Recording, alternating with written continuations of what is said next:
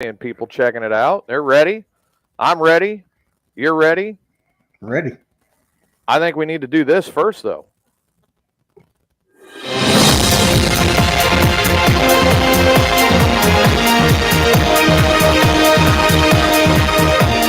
This is News and Opinion. I'm TJ Serletich. It's Troy Ramsey. We're waiting on Tyler DeWitt, who is currently at work, and he has not made it in from work yet to go ahead and log in and be a part of the show. This is our weekly discussion on news, events, politics, anything going on around the country, around the globe that is affecting us, and giving a working individual's perspective of it. So let's begin. We're going to start tonight here in Illinois, direct from the Illinois Policy Institute. We have taken a look now, and we've discussed this in recent weeks about the different businesses that are leaving Illinois and how rapidly this is occurring. Currently, where we're sitting at right now is Illinois is ranked 36th in the nation for business tax climate, down 7 spots from the 2018 rankings. This is not good news for the state of Illinois and what's going on. One of the things that we have to consider and we have to look at is what is causing this. And one of the things causing this, unfortunately, is the economic strife that's going on in the state right now. Currently, for 2022 alone, we've had businesses such as Tyson Chicken, Citadel, Boeing, Caterpillar, and Highland Ventures all announce that they're moving out of the state of Illinois and they're going somewhere else. This does not help the economic environment in the state of Illinois, and it also shows the effectiveness of what I would personally call the failed policies of Governor J.B. Pritzker, his tax plan, and what he's doing as far as trying to do anything to take care of this state.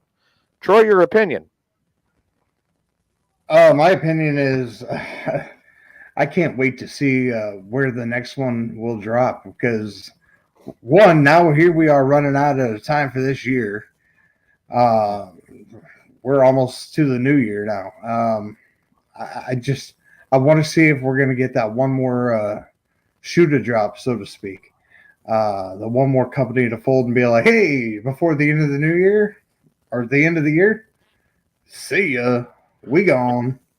I got to be honest. I think that next shoe has already dropped. And that next shoe dropped. Yeah. Well, it dropped during the election and during the midterms because one of the things that hit the ballot in Illinois was Amendment 1. Amendment 1 was discussed as the ability to create and effectively use collective bargaining in the state of Illinois. Here's the catch. It's hidden in the fine print. You really had to read it to find it. To fund Amendment 1 was a property tax increase on the citizens of the state to be able to take care of this and make it happen. So that other shoe actually dropped because as of November 8th, Amendment 1 passed. Yeah, and that's not good. That's not good for anybody. McDonald's restaurant CEO Chris Kempczynski actually was quoted as saying, "It has become increasingly difficult to operate a global business out of the city of Chicago. Make no mistake, McDonald's commitment to Chicago is not corporate altruism. It's not open-ended. It's not unconditional. As a publicly traded company, our shareholders would not tolerate that." Now, that's McDonald's, who's been around in the city of Chicago for how long now? Oh, my God. I'm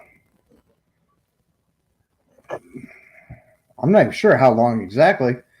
But it wasn't like the first McDonald's here in Illinois or something? I believe McDonald's was actually founded in Chicago, if my memory serves me correctly. And I may be wrong, and listeners, if I am, please go ahead. I don't think it was actually in Chicago. I think it was like in Decatur or the Plains or something like that. Or Wines, I don't know. It was somewhere maybe close to Chicago. Might have been DeKalb. I don't know. Sounds maybe right.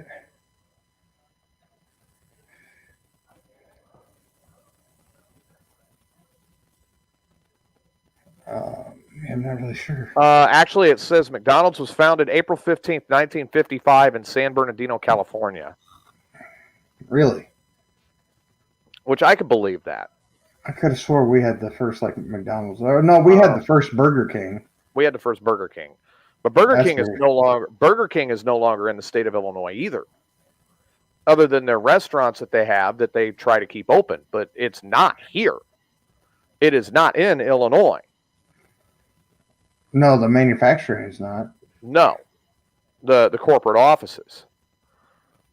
Where we are at such a point is now we have an even bigger issue. Oh, yeah. There's the list. I was just looking. I got a big monitor right over here called my TV. Right. And I got Google pulled up on it since I'm in my awesome office room thing. We got Citadel, Boeing, Caterpillar, FTX. Well, I'm not counting FTX. We're going to get into that in a little while. I know you're not. That's what I said. FTX already has enough problems. We'll get into that in a little bit. And Highland Ventures.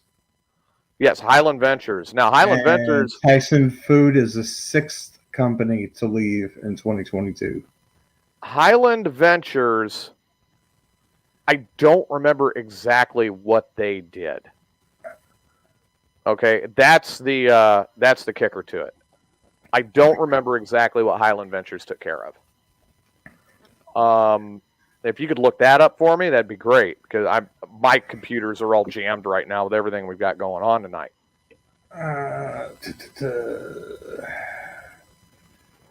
Now, Governor Pritzker actually came back out before the election and combated everything in the toxic. I'm not going to say toxic. The tumultuous environment that we have currently for what is going on in the state of Illinois and the corporate environment. Governor Pritzker came out and actually said when he was up for re-election that his administration was more focused on working families. Taxes and unemployment make that actually questionable because if you look at that right now, Illinois tax burden largely is driven by its property taxes, and it is the second highest in the nation. Illinois actually hit number 1 for unemployed families. As of September of this year, Illinois has the highest unemployment rate of any other state. Sounds about right. So it is a very tumultuous environment at this point, and it looks like it's going to worsen because obviously, again, we have the major Chicago politicians were just reelected. Governor Pritzker was just reelected, and now these companies have no reason to stay because they see where the future is going. Now, okay. I'm going to flash back a little bit to a couple of different episodes of Mayhem Unleashed back in 2017 when some of this came up. In 2016, during the campaign of President Trump to become the president. And, you know, Troy, you should back me up with this because I'm sure you remember it. I was saying then, Caterpillar is looking for a way out. It is a matter of time. Caterpillar Corporation is going to be gone from Illinois. Yeah. You were saying that then.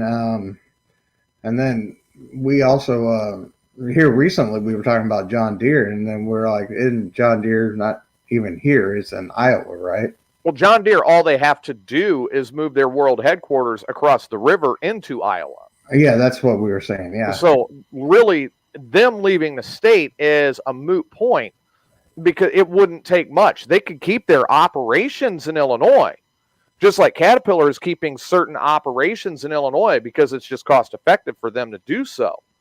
But they're moving their headquarters to Texas where they're going to get a better tax rate. So whatever they've got going on in Illinois, it doesn't affect them anymore. They're no longer an Illinois company. The world headquarters is now in Texas, and they are a Texas company.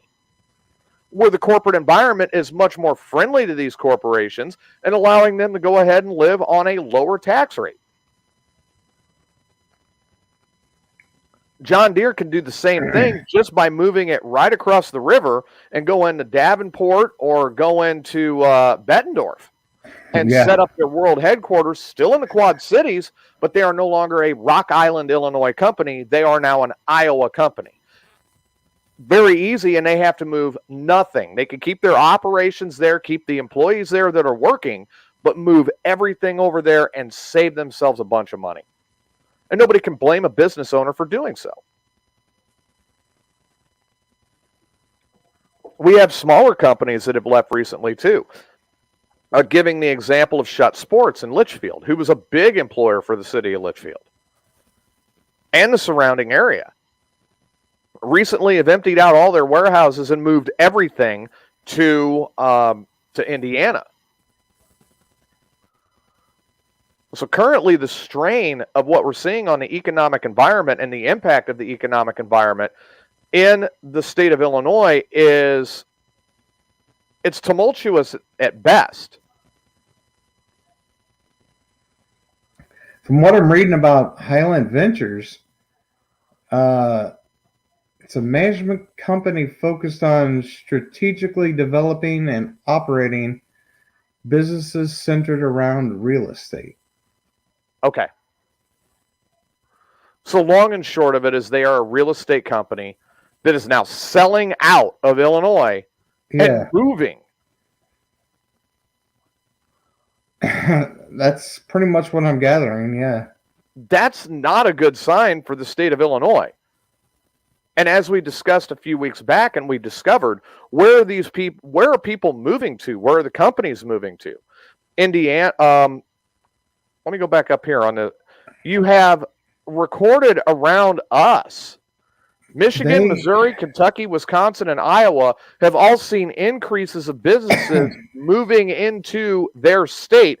Illinois has got a 7% decrease. Check this. Their real estate portfolio covers 650 plus properties at this point, right now. Okay. They're trying to liquidate all of them. And that's in Illinois, correct? That's in Illinois, in the 217. Yeah. All right, so we're talking the greater Springfield, Champaign, Danville. And whatever else in Chicago. Oh, and they have property in Chicago as well. Chicago, yeah. Because these guys are out of Glenview, and they've also got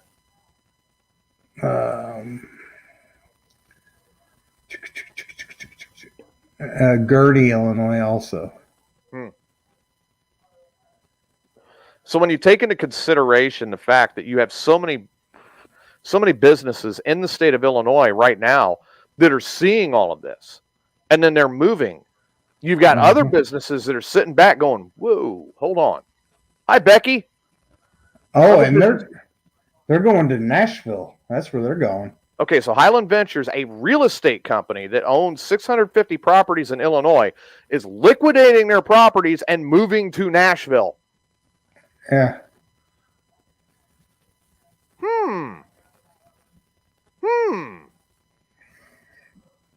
There might be a little bit of a kicker there. There's a lot to be said about that. And Nashville's on the uprise right now for property investments. All of Tennessee. Yeah, all of Tennessee is on a nice rebuild.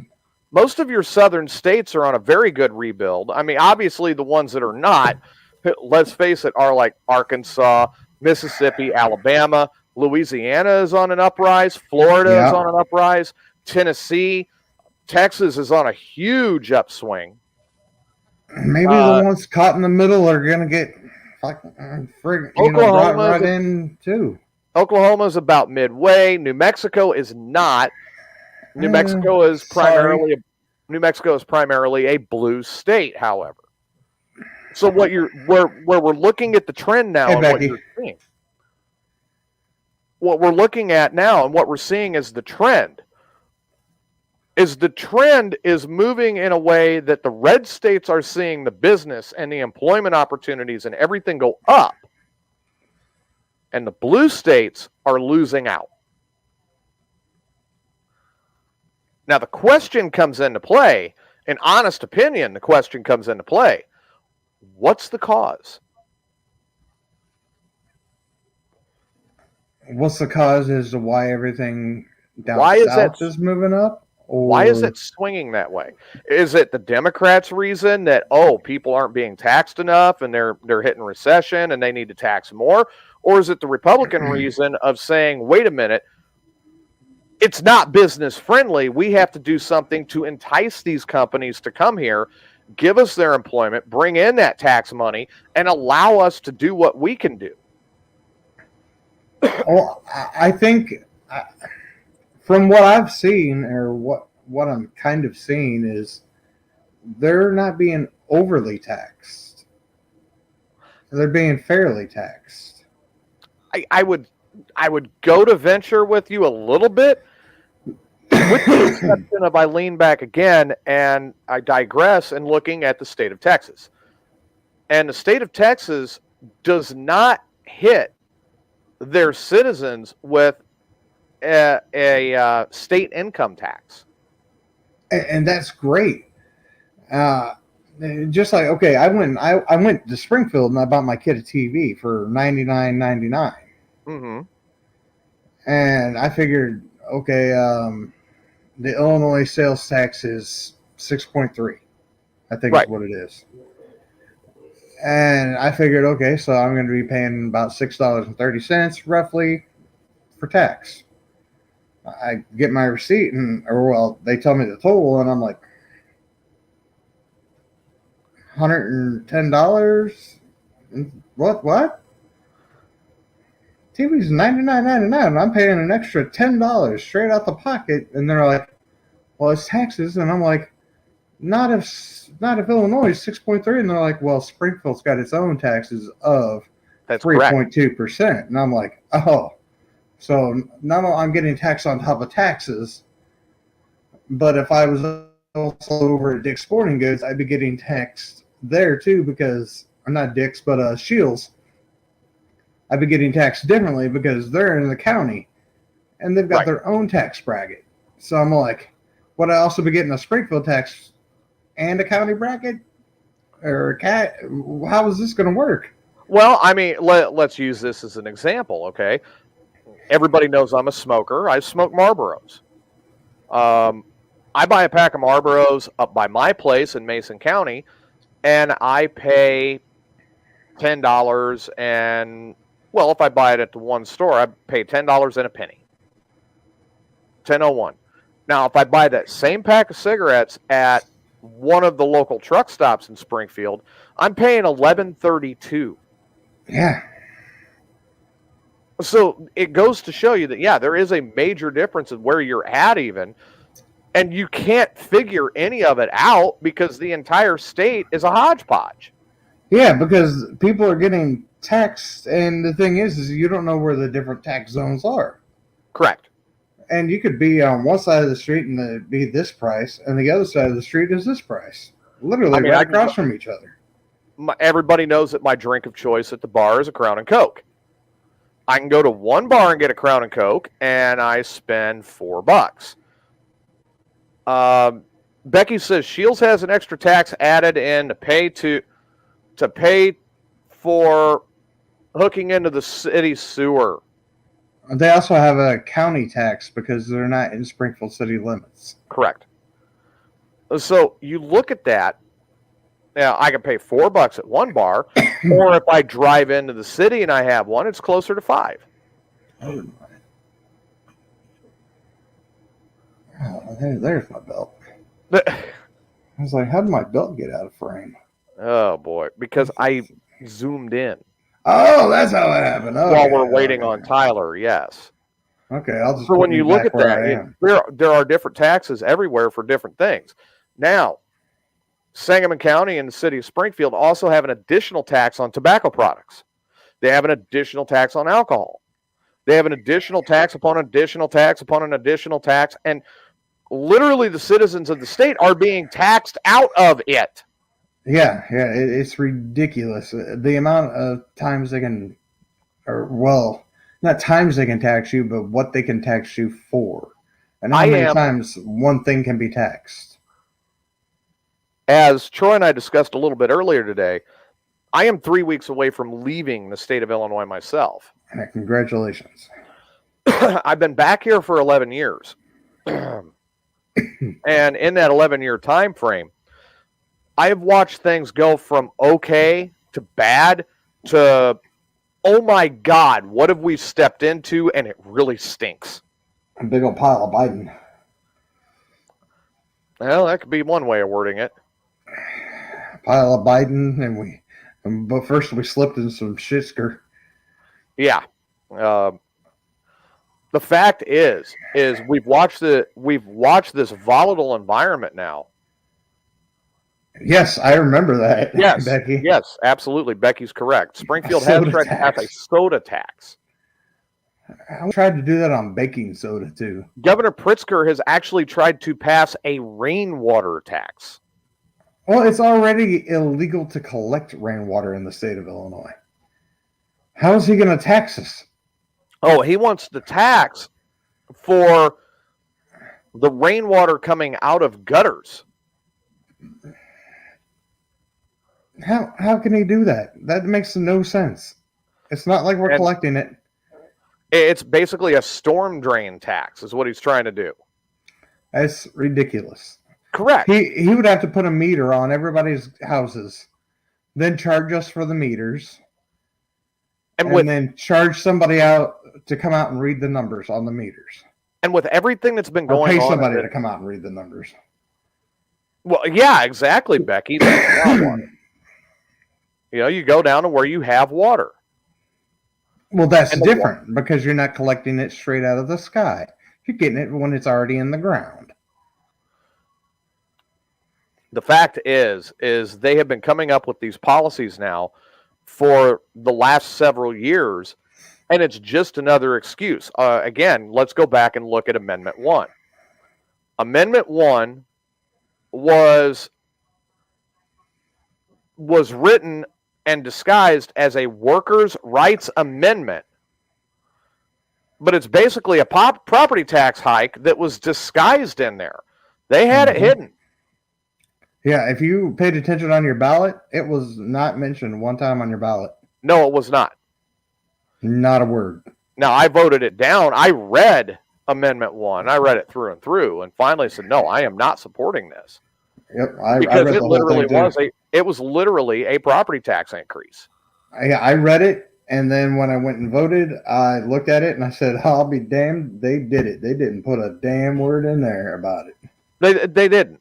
And this property tax hike was mainly written directing it at commercial business property taxes and to keep those commercial property taxes on the rise. Now, by doing that worsened the Illinois business climate and made it much more difficult for Illinois businesses to continue. Yeah, they tried to add a tax to go to the schools on fast food in Sangamon County. That failed. Look, I'm already getting taxed enough when I go to Fat Burger, and I used to get a Fat Burger and fries for $3.95. This is insane. You pull up at McDonald's now and you go a Big Mac and fries, and they say, "Cool, $15." What? And it's a smaller patty now. What the heck? Right. It's smaller portions. You're paying more. Tell me where this makes sense. This is exactly why I have had so many arguments and problems with where our economic status is at right now. All right. Governor Pritzker is also pushing for something else in the state of Illinois, and that is a progressive state income tax. What does that even mean? Okay, a progressive state income tax means the more money you make, the more that the state gets. Oh, no. Let's break it down. They're already taking enough from us. Illinois does have a flat income tax rate, and that has been the one thing that's held it. But what the progressive state income tax would do, and what he's trying to get done, is okay, so if you're making, let's say, $50,000 a year, you're going to get taxed at 5%. You go up to 100,000, now they're going to take 10. You go up to $1 million, now they're going to take 30, and they want to keep progressively making it higher as you make more money. Now, all that's going to do in the corporate environment and in the employment environment is that's going to encourage people to not get promoted, not move their way up, not get into the next tax bracket, take these lower paying jobs for survival. It promotes nothing. Yeah, forget tax brackets. Forget that.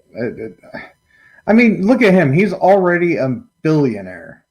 This has no effect on him whatsoever because he's going to squander away his money anyway. Now, Becky's correct. It did fail the first time back in 2020, but that's not going to stop him. Now he's got 4 more years. And he's made no bones about it, even in the campaign. He wants this again.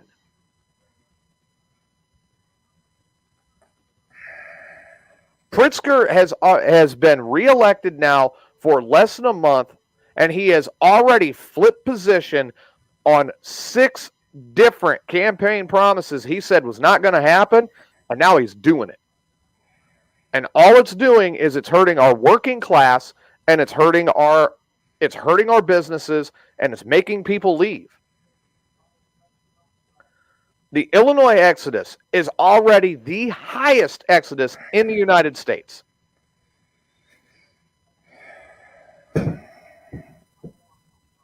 And all it's doing is forcing more demand on taxpayers. When do they sit back and they say, this is a failed policy, I need to go back and look at this, and I need to fix what's wrong? Can we impeach a governor? I believe there is a way in the Illinois Constitution to do that.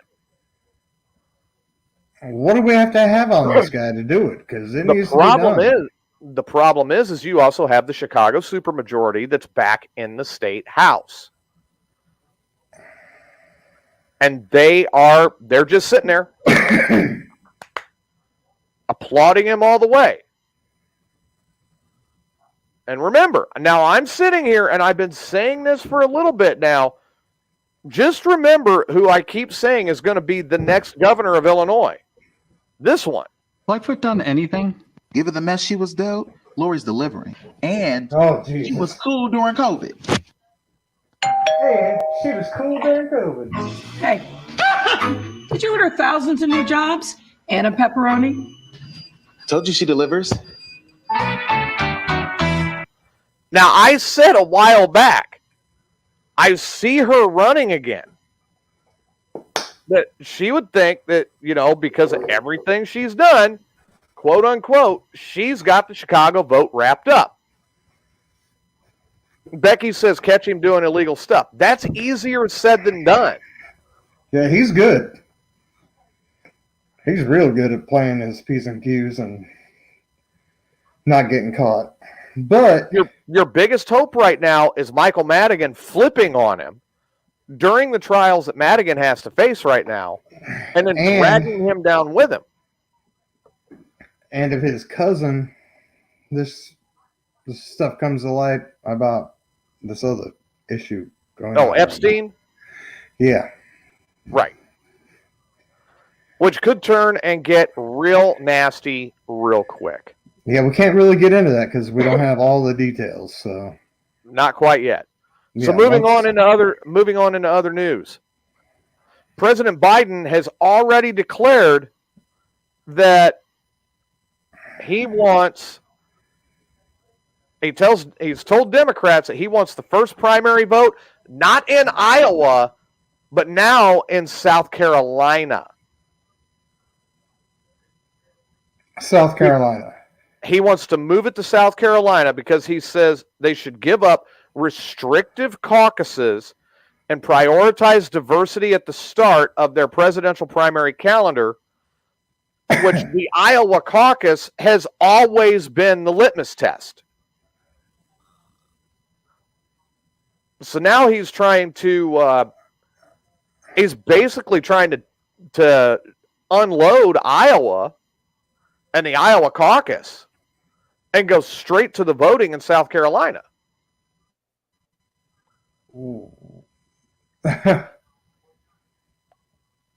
Now, in a letter Thursday to the rulemaking arm of the DNC, President Biden did not mention specific states he'd like to see go first, but he has told Democrats he wants South Carolina moved to the first position, according to 3 different people that are familiar with his recommendations.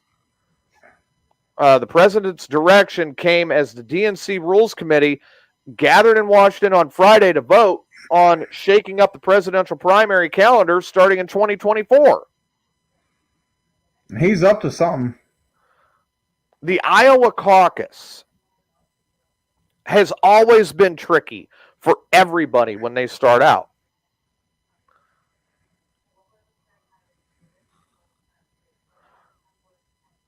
Now, Becky says that she was mad that Lightfoot got her hair done during COVID. All the salons were shut down and stylists were threatening to lose their license if they were caught cutting hair outside of their salon. And I could actually back that one up. I've got a very good friend that's a stylist, and she said point blank, she ain't doing anything with anybody because it's not worth her license. And I've got a very good friend too that was a stylist, and she was shut down too, and she was pissed. Yeah, super pissed. Georgia and Michigan would move into the top 5 as the new early states if they go through with this, and each would hold primaries in subsequent weeks. 2 battlegrounds were critical to Biden's 2020 victory over President Trump, who had won both states in 2016. Do we have a link for this show? Yes, we do. I put it in our private chat, so you can share it out. Okay, let me see here. You can copy it, put it up on your Facebook page. You can share it out to different people. Please do so. Because this is the show where we get serious, and everybody's like, oh my God, really? These guys know how to get serious? Yes, we do. So President Biden now moving to get the Democrats to get rid of the Iowa caucus, or at least put it off, and now move everything over and try to bring South Carolina up as first. This is a major shakeup on the primary side of things for the Democrats. Because like I said, the Iowa caucus has always been difficult.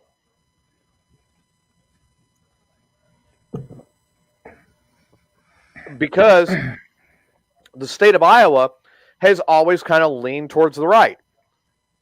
Yeah, and that makes it difficult for a Democrat primary when they've got that right-leaning state already saying, this is who we want.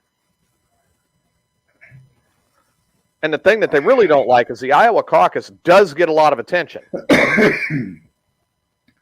It concerns me a little bit because Biden, he's kind of out there and, well, pretty much not there for the most part. So does him and his party have a bigger plan? What's going on, or are they just scared? I'm sure they have a bigger plan, but it's too early to read into it yet to get an idea what it is. Well, they're already asking to be out of Iowa, and that's odd. Well, it's not that they're asking to be out of Iowa. They're asking to start somewhere else. Yeah, they want to start somewhere else. They don't want the Iowa caucus to be first. And the reason being, I think, in my personal opinion, is traditionally your far left candidates have done very poorly in Iowa. And let's face it, President Biden, beyond anything else, is a very far left candidate. So he would not do that well in Iowa. No, he would not do that well.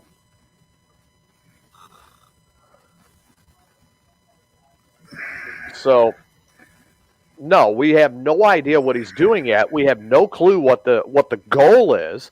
to move it to South Carolina. All we know is he's pressing the DNC now to make that occur. Now, why there's a press there, I don't know. Is it he's going to step down and Vice President Harris is going to be the one running? Is he making room for former Speaker of the House Nancy Pelosi to make a run? What is the case? So I'm telling something doesn't seem right. Where the DNC has normally not shied away from the caucuses, and the Iowa caucus in particular, now they're pushing to try to get away from some of that, and it sounds like they're just trying to solidify the base. So on that, I mean, I don't have any better answers than just to report it, and report it from sources from AP Network News. We will keep an eye on this. Yeah, we're gonna have to, because this has just got me baffled a little bit. I get why they would want to stay away from Iowa, but I think there's a bigger agenda, a bigger plan at play here. I mean, the only thing that I could see is they're oh, okay. They're saying that they want their voting calendar to reflect the party's deeply diverse base. So they want to get away from mostly white Iowa, which holds the country's first caucus, and New Hampshire, which holds the first primary.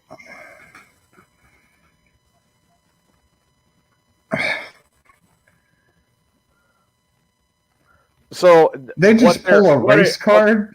They pulled the race card. That's what it really is. Okay. So wait a minute. This goes back to when Biden was all like, what was the comment that he cut?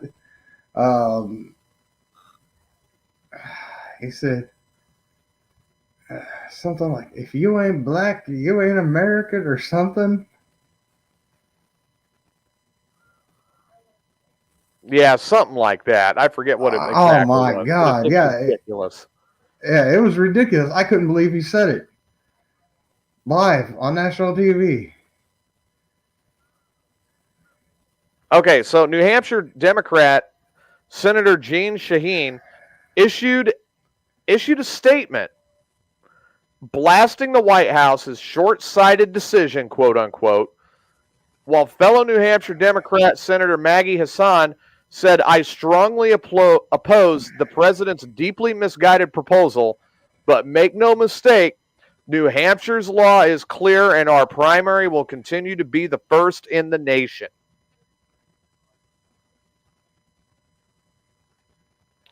This is yet to go in front of the DNC Rules Committee, and it will be voted on very soon, I'm sure. Yeah, they went racial on this.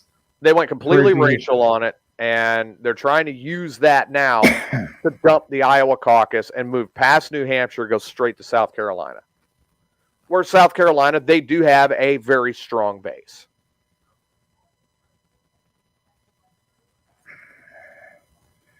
Yes, Becky, you are correct. You are correct on that. You are very correct on that. I'm not going to repeat that, but you are very correct for those that are in the chat room and can see it. Yeah. So, as of November 30th, former Speaker of the House Nancy Pelosi and many of the House Democrat leadership have finally decided to step down, and they're moving in a younger generation.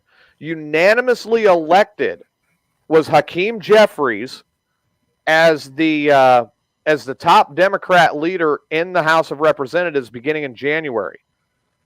Jeffries is now a 52-year-old New Yorker who will hold the position of House Democrat leader.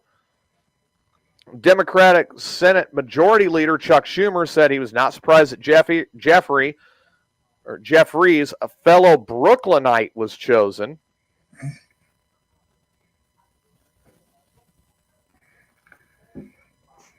Yeah, but Becky, you're absolutely correct. That's Biden. That's what we're dealing with. Jeffries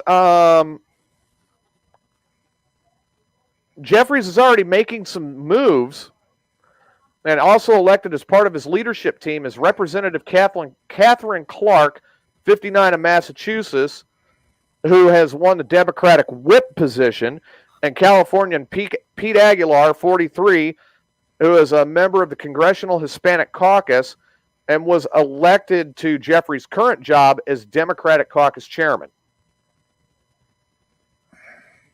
So the party has now turned around. The Democratic Party has turned around, and they've moved to the younger generation. They're saying, you guys step up and take it. Good. Pelosi actually had a statement to gather this new generation of leaders reflects the vibrancy and diversity of our great nation, and they will reinvigorate our caucus with their new energy, ideas, and perspectives. Hopefully.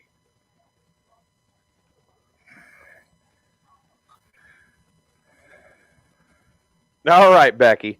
So, Republicans and their leader, Kevin McCarthy, who is looking to become the next Speaker of the House, have put Democrats on notice that they're going to hit the ground running and start launching investigations of administration officials and President Joe Biden and his son, Hunter. The new leadership for the Democrats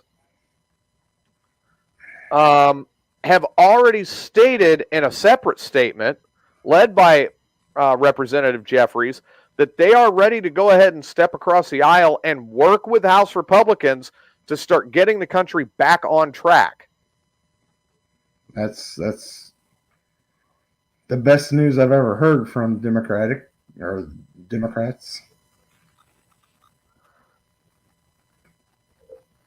Now, of course, the Democrats have been under pressure for many years to give way to the younger generation, and that finally came after Republicans won the majority, without the red wave, but they won it.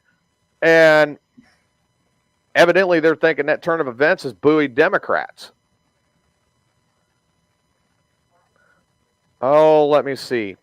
I can't find the quote yet.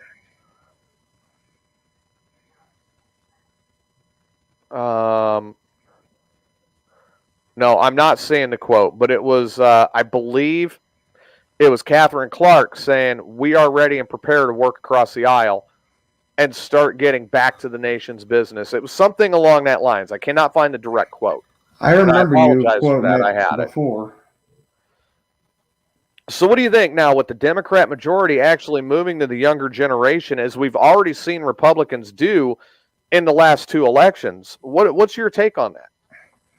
I think it's great that we're finally getting to see this, and I hope, and I really hope, that both sides can finally work together and get back to what we need to do, and that's work as one nation and one Congress and make things good.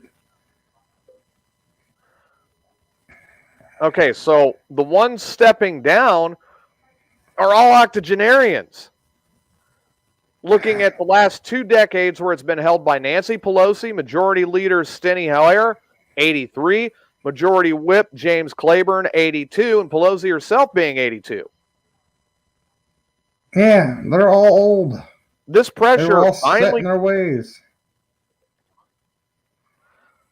They finally sat down and said, we've got to do this. And they had to give way. Mainly I think it's because there's been enough events and there's been enough turmoil, and they're finally realizing they are not the generation to handle where we're at, because who's the voting generation now? It's Generation X. It's me. It's you. It is not the octogenarians. I mean, they vote, but the boomers are on the way out. Yep. And I'm not saying that to be cruel. I'm saying that just to look at age. We are losing we're losing the greatest generation, World War II, Great Depression, what they went through. We're losing the boomers now. Next one's up is us, Gen X. This world's screwed after us. Yeah, because after us is the millennials and the Gen Zers. No. I think by the time the Gen Zers figure out what's going on, we'll all be dead, which I'm okay with. Well, not me. I've got that live forever plan. Right. You might want to give that up. Ain't nothing killed me yet. I went back and I Everything's tried. I went back and I looked up a lot of Hakeem Jeffries' different voting tracks and his track record with it, and it's been very middle of the road. When it comes to like LGBTQ policy, when it comes to things of that nature, he's very left. I'll give him. He's very, very left on things like that. Gun control, he's been middle of the road. The environment, he leans left, but has been still pretty middle of the road with it. And climate change and all of that. Where Jeffries is really, where he steps up conservative, is on judicial and law and enforcing that law. And on that, he's a gavel. So I think with him as the Democratic majority leader, or majority, wow, majority, with him being the Democratic minority leader, and then you have on the opposite side, you're looking at Kevin McCarthy, potentially the next Speaker of the House. You're going to have a combination there that I think will work together, and they're going to find the middle of the road on everything and start getting things under control. Jeffries has been very staunch about closing the border on the southern part of the United States. Get it back under control. This is a Democrat saying, get the border under control. Now, granted, migrant protections, he's for that. He is for refugee protections. He's for all of that. Shut up, Tyler. But the thing that he's saying is the border still needs to be closed. Now, on the flip side, he's saying what we've got here, we might as well take care of what we have here.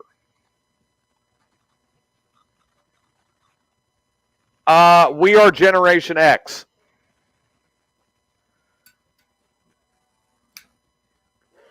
Yeah. 420, to fill you in, Becky. All right, people born in 1980, like Becky and I are.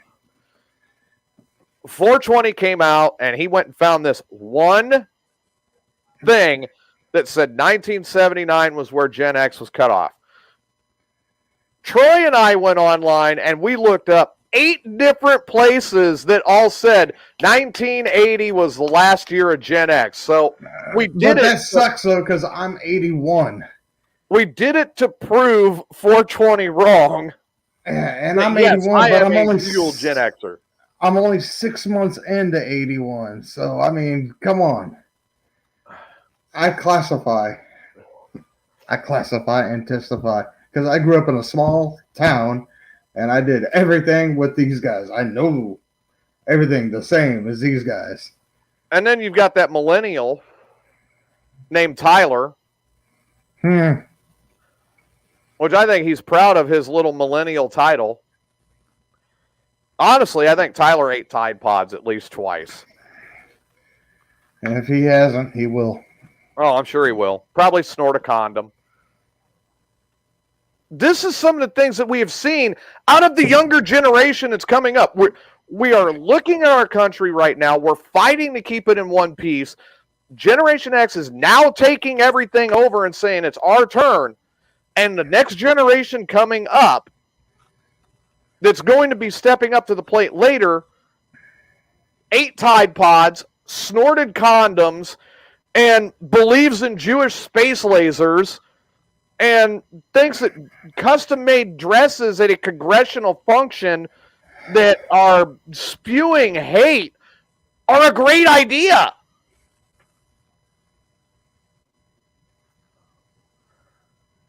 And that's where we're at. This. Yeah, I mean, they even snort cayenne pepper.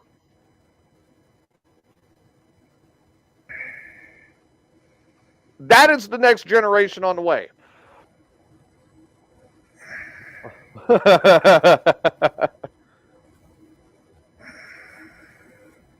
So, with these new leadership, with the new leadership walking in, we are now looking at leadership in their 40s and 50s that have been around the block.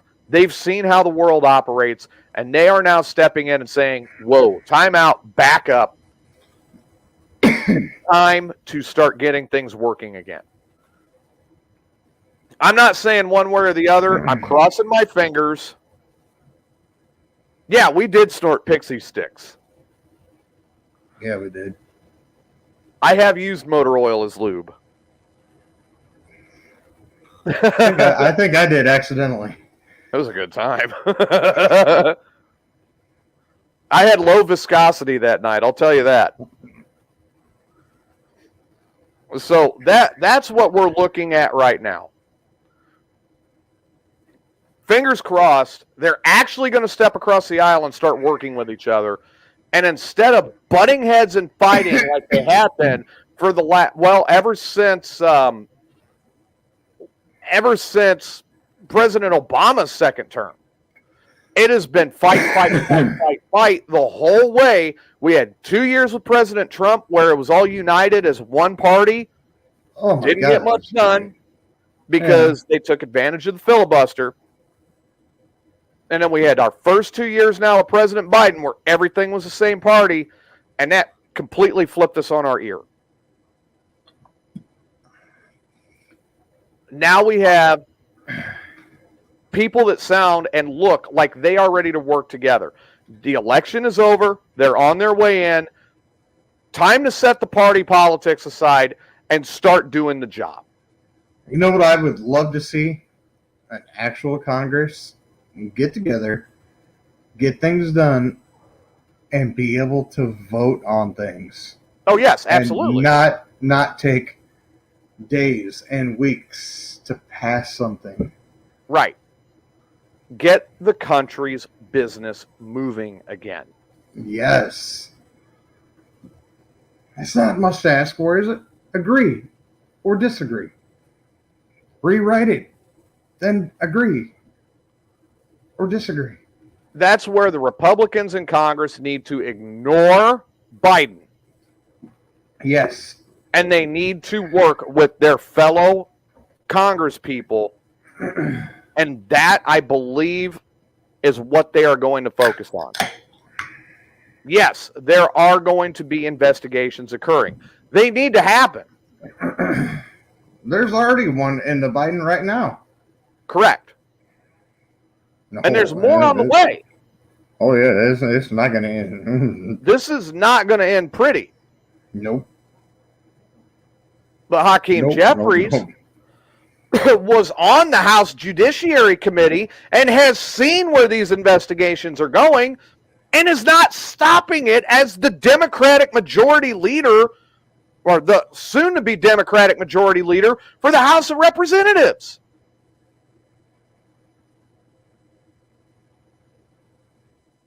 He's looked at it and said, proceed. That says something. Yeah, that says a lot, actually.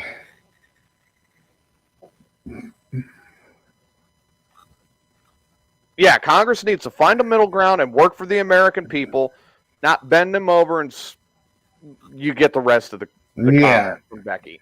Yeah. She's absolutely correct. So you had before I continue with all this I've got, because I've still got 1, 2, 3, 4, 5, 6 more things to go over. And we're still waiting on Tyler. You said you had a story for tonight. Yeah, you got 18 minutes to get here. He's not even off work yet. Get into the story. Oh, wait, me? Yeah. I did say I have a story. I thought you had a story. Let me look at my notes. Yeah, I thought you had one. Did I send you one earlier? Let me check Messenger. I thought you had. Let's see how organized we are tonight. Yeah.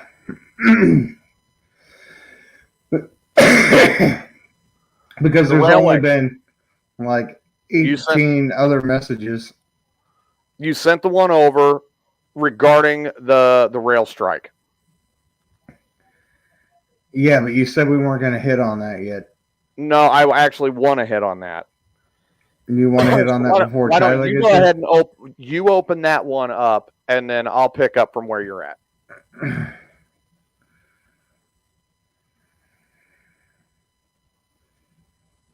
And what a great open.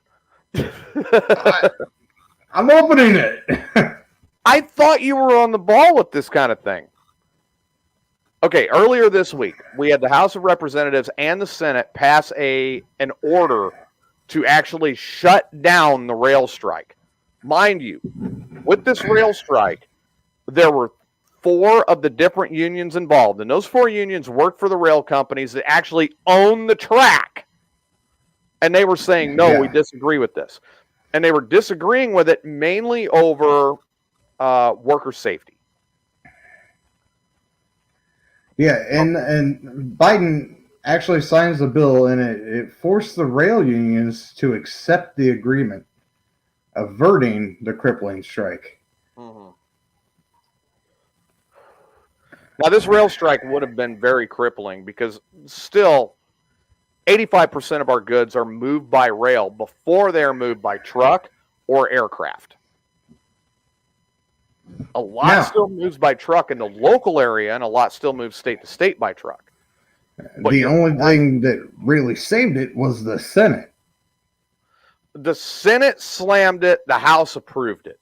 Yeah, the House approved it. And now the employees of the railway and BMWED, the largest, third largest railway.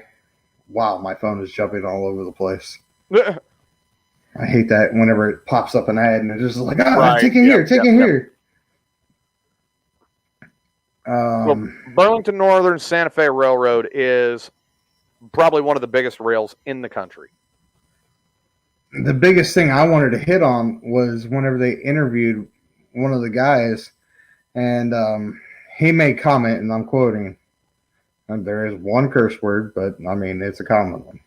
Okay. He said, you can damn well, you can. Well, damn, you can get away with. Yeah, damn is an easy one. You can damn well bet the railroaders took note of who stood with us and who failed to support the basic common decency of paid sick days. And he made that comment about Biden. Essentially, that was the holdout. And he said it will reflect in the elections. That was the essential holdout. Now, let me give everybody an idea of where this is going and why. The Democrat Party traditionally has been pro-union. It was the Democrat current-led Congress, Congressional Majority or Senate Majority Leader Chuck Schumer, followed up by current Speaker of the House Democrat Nancy Pelosi, and signed by Joe Biden, that they were not going to continue negotiating even under a work negotiation agreement over paid sick days. This agreement was reached in September. They just decided to slam it home now because in 4 days was the projected strike. What the Democrat leadership effectively did at that point is union busting.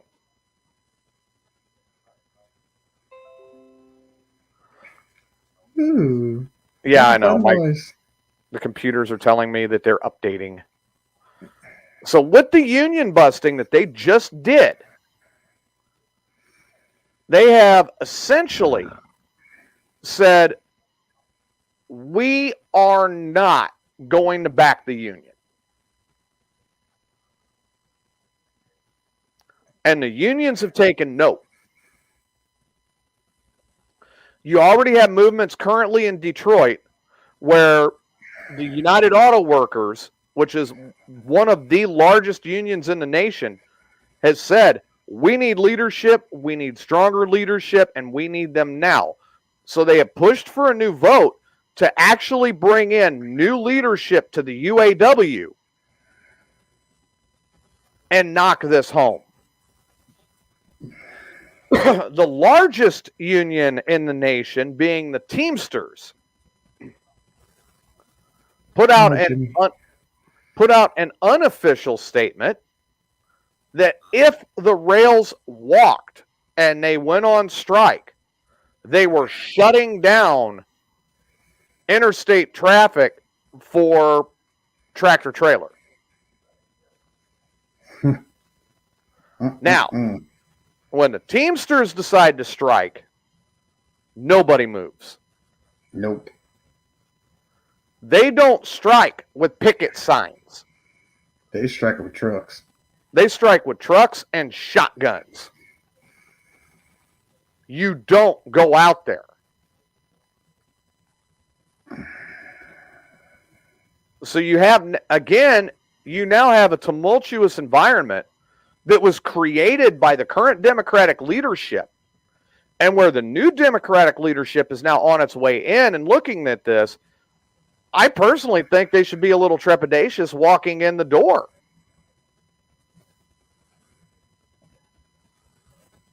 Yeah, and it's the older people on their way out that did this.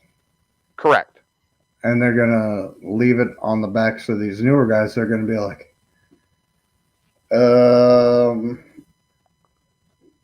let's give them what they want. That's going to be their only option. Now, Tyler is predicting that they're still going to go on strike due to the fact that the Democrats slammed the door shut. And that's a strong possibility. It's a strong possibility, but I'm leaning against it. I think what we're going to see is a shift in union support. And we talked about that earlier, and the more I think about it, I could see it. I could still see my uncle, like, he's a coal miner and been a Democrat for years since I've known him. He's been a diehard Democrat. Right. And because the Democrats were pro-union. And if all of a sudden there's a shift, he's never going to hear the end of it from me. Well, I would hold off because he's going where his union is going, who's taking care of him as a coal miner. But let's look at what the coal miners are going through right now because of the Democratic Party. Yeah. He'll probably still hate the Republicans, but he'll be like, oh, I'm here. May as well do what I got to do. We have a complete disaster for our coal miners right now because of the shift away from coal-burning power plants. Well, yeah, he's retired, so he's good, but, well, I don't know how good he is, but... And Becky's correct. Teamsters play dirty when they're on strike. No semi crosses their picket line. None. Nope. And if you do, you've either got the biggest set of brass ones I've ever seen, or you're really stupid and you're having relations with farm animals. Or your U.S. military. I don't think they stand in the way for those. No, they don't stand in the way for U.S. military. And yes, Tyler, you do hit it on the head. Biden did have all these speeches supporting the unions this year. And then automatically, we're going to bust the unions because we're about to lose some of our main transport in the United States. I mean, I'll take you right down to Powerton Power Plant in Pekin, Illinois, and all of their coal comes in on rail. All of it. And to move that, when they need to move that mountain of coal, and it is a literal mountain of coal, they had a Caterpillar D11 bulldozer. The D11 bulldozer is a big one. It is not completed in the plant. It's completed on location.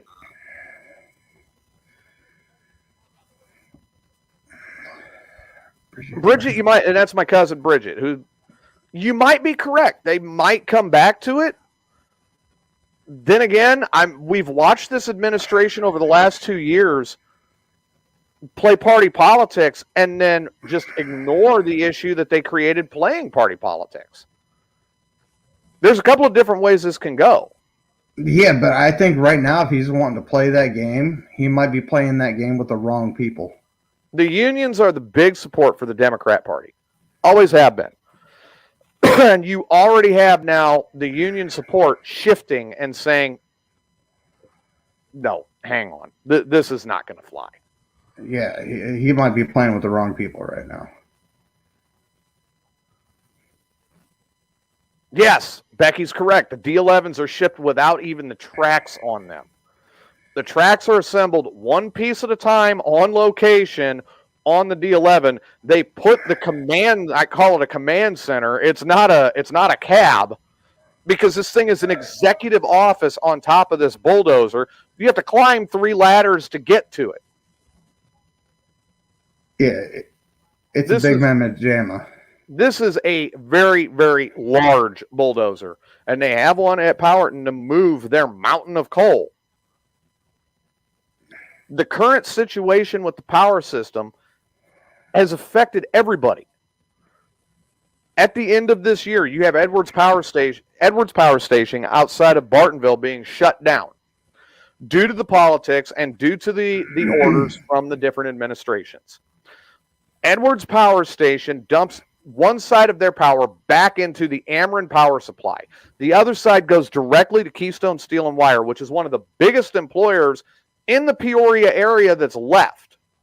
Currently employing not only personnel that work for them, but also personnel that work for their credit union, personnel that are working for subcontractors, security personnel, and all the like.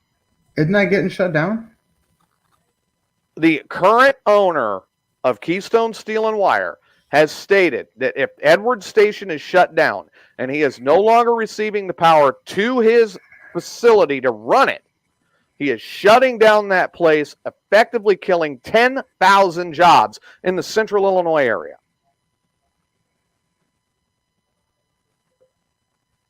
In a state that already has the highest unemployment rate of any other state in the nation. That would cripple a lot of families right there. It's going to do a lot. That shuts down at the end of this month. This is a very damaging scenario that we're looking at, and it's unfolding before our eyes.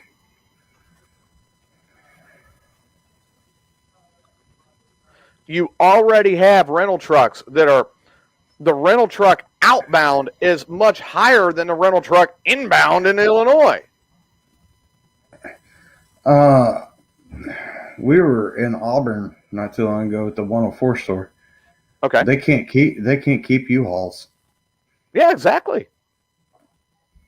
They're a U-Haul dealer, and they said all the U-Hauls keep going out, none coming back. And they're paying people to go out of state to bring them back so they can get their supply back. Yeah, but they have none at their store, none at their outlet, nothing. Now, my cousin Bridget is actually going to say something about me lighting a cigarette and tell me how I'm killing myself. And yes, I recognize that, Bridget, and I know you're worried, and I appreciate your concern about it. I have slowed down. Give me a little credit.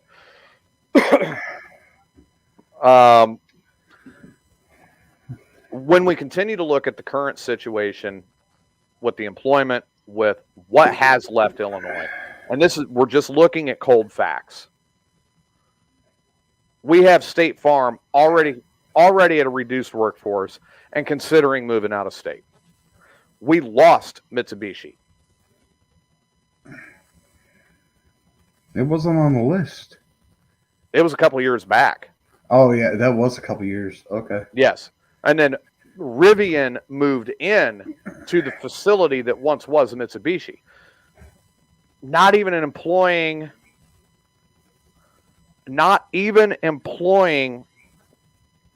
an eighth of what Mitsubishi employed. Not even an eighth. You see from Tyler? Yes, I see from Tyler. Tyler's always trying to start something to get me in trouble. I've noticed that about Tyler. Yeah. It's like his favorite thing. He just wants me to get in trouble. The problem is I don't get there.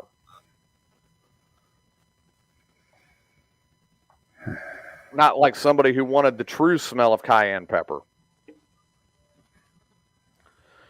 Okay.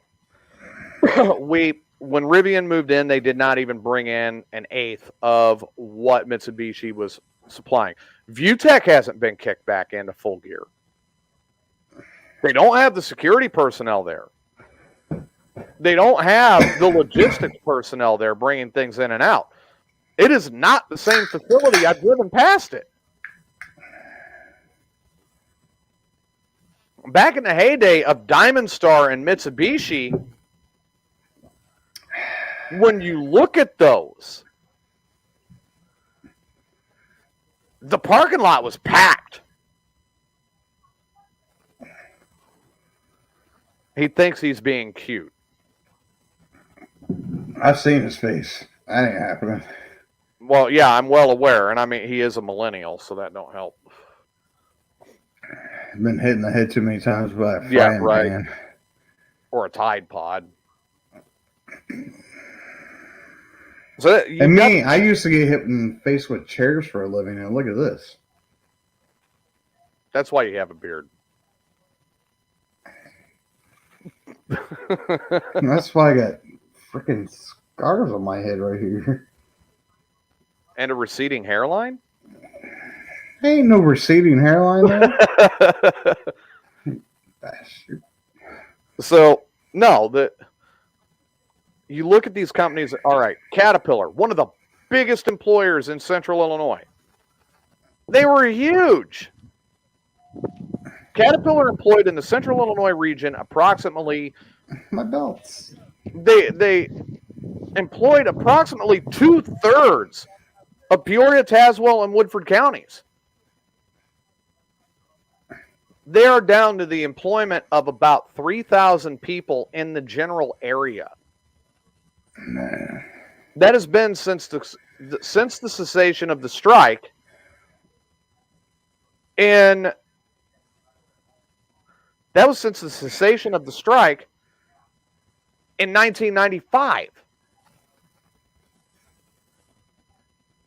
We're losing Tyson Chicken. Yep. FTX is its own disaster. Citadel is gone.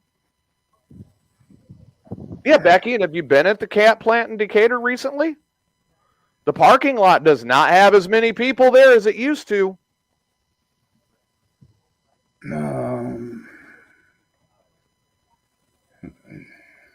Now McDonald's is talking about leaving Chicago. Yeah. Walmart too. Walmart doesn't have their corporate headquarters in Chicago. They have it in Bettendorf, Arkansas. Yeah. No, they actually have a couple stores up there that got hit really hard during the riots of 2020. We're talking about pulling them out. Well, they've just got like their marketing places up there. They don't have anything. They have corporate offices, basically. Correct. So, I mean, yeah, those can go anytime. That, I think they have like one training center up there. Now, and I'm going to give you guys an example here. And Bridget, I'm going to use you as this example, so bear with me a minute. Uh-oh. My cousin Bridget and I are two very opposite ends of the political spectrum. However, this is where I enjoy having the conversation with Bridget, whether I agree or disagree with her stance on it. I enjoy having the conversation with her about it because she's intelligent. And it's a conversation. That's good. It's a conversation where we compare notes and ideas and where we might agree or disagree on something, and we don't hold it against the other one. It's an intelligent conversation. Something we don't see much of anymore these days. No. And I mean, now, I smoke, I drink, I drive a truck, I smell diesel fumes all the time. I'm working in cement and breathing in that powder or fly ash or whatever else is coming out of the tank. I am not, I've got maybe 30 years left. I mean, I admit it. I have not taken good care of my body. Bridget is a temple and paragon of health. All right. Now, we could turn around and, hey, let's meet at, we'll use Xochimilco's as an example. Let's meet at Xochimilco's and have lunch. I'll buy. When are we doing this? We will discuss that on Mayhem. But I could say something like that to my cousin Bridget, and she knows that I'm going to get the thermos of margarita, and I'm going to get a whole bunch of really fattening foods, and I'm going to enjoy every last inch of it. And then when it's said and done, I'm going to walk out, and I'm going to try to walk about 6 feet away from her, and I'll probably light a cigarette. She doesn't like it. She tells me she doesn't like it. I respect her opinion, and I respectfully decline to listen to the opinion and continue about my wayward ways. You heathen. Look who's talking. I don't know what you're talking about. I'm a Mormon. That does not mean anything. No. So that's what we need Congress to do. If we have anybody from Congress listening, take an example. I think you got some of them letters wrong, Tyler. It's moron, not Mormon. Yeah, I got to agree with that. No. I'm a Mormon now. If you don't mind, go grab some beer. Millennial. You got your ID with you? Of course I got my ID with me. Oh, baby face. Dude, I had to get I had to get my ID renewed for the new address. They didn't even tell me when they were taking the picture. I look like a serial killer in this new ID picture. I look like I just got done slaughtering like 15 people and just got busted for it, and I'm still on a cocaine binge in this photo. Definitely got a Dahmer looking face anyway. Oh, Yeah, fine. true. Gosh. You don't need any seasoning, do you? No, I'm good. We were just talking about that earlier. Right. I do need a shovel and some barrels of formaldehyde. Right. Now, Formaldehyde? moving into further news. Secretary Mayorkas is back at it again. What's the Dorcas done now? Dorcas Mayorkas. Yesterday or Thursday. As a part of the White House Tribal Nations Summit, the Dorcas announced the appointment of 15 members to the first ever Tribal Homeland Security Advisory Council. Okay. Now, this is to advise on Homeland Security policies and practices that affect, and I hate how they worded this, Indian country. Oh, Jesus. Oh, that is so... why? Include that. I hear that, and that makes me think of overseas, and I'm going into a hot zone. And that's also a bit racist, too. Isn't it racist Yeah, to call yeah, Native quite a Americans bit. Indians? The Native, if they wanted to word it correctly, I think they would have put in there the Native American lands. That would have been a better way to say it. I mean, really, we're the natives here. Including emergency management, law enforcement, cybersecurity, domestic terrorism, and targeted violence, and border security. Chocolate and I have gotten familiar again, Bridget. You're not kidding. And to answer the question to Becky, good Mormons don't smoke, drink caffeine, or drink alcohol. I never said I was a good Mormon. Now, this is a fact. Let's be clear. He's not even a Mormon. He's a moron. No, I am Mormon, dude.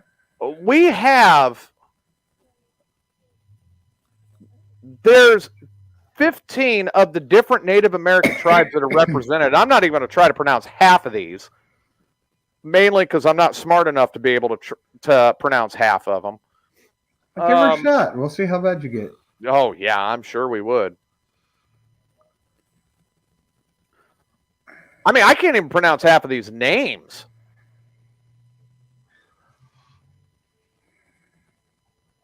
Now, it does represent the Biden-Harris administration's priorities on diversity, equity, and inclusion. And that's actually from the official statement from the Dorcas's page. The council will engage with DHS agencies and offices to present recommendations and reports for the secretary. The council will be charged with collaborating on all matters of homeland security as they relate to tribal nations and indigenous communities, including but not limited to consultation and coordination, implementation of improving public safety and criminal justice, advancing racial equity and support for the underserved communities, federal actions to address environmental justice in minority populations and low-income populations, implementation and execution of the DHS tribal consultation policy, and responsibility to uphold the federal government's and the department's trust and treaty responsibility to the tribal nations. Okay. Now, that's straight from the Dorcas. Now, here's my question. He lied about the border being secured. How much of that's a lie? Because that sounds too good to be true, most of that. When I read this off of the Homeland Security website, I really did have that pop up in my mind. Where is this coming from? How much of this is, for lack of better terms, BS, and how is it going to flip? Because, what direction is this going to go? Most of that stuff that was named off is something I feel that the Native American tribes on their reservations have needed for years, decades. Correct. But, number one, where's the money coming from?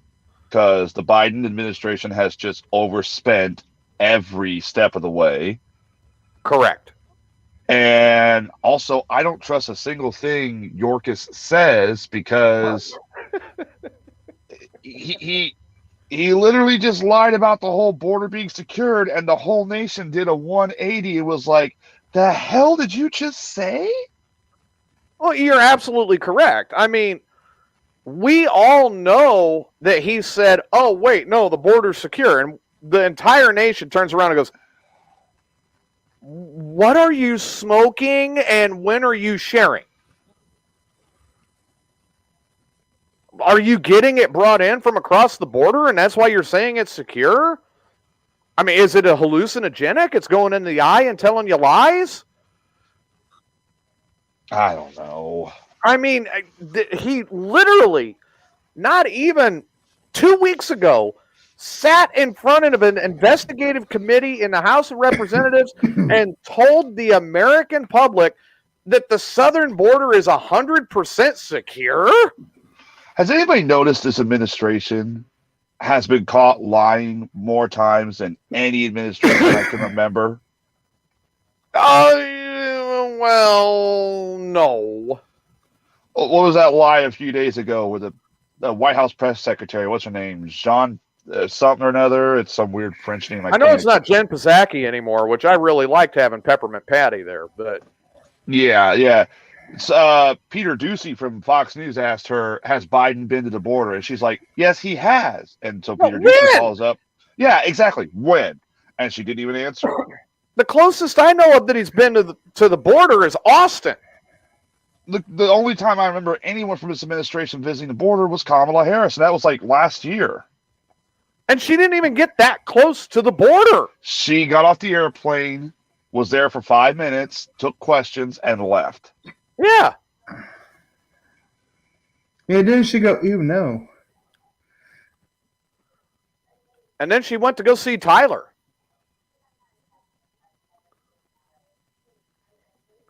No.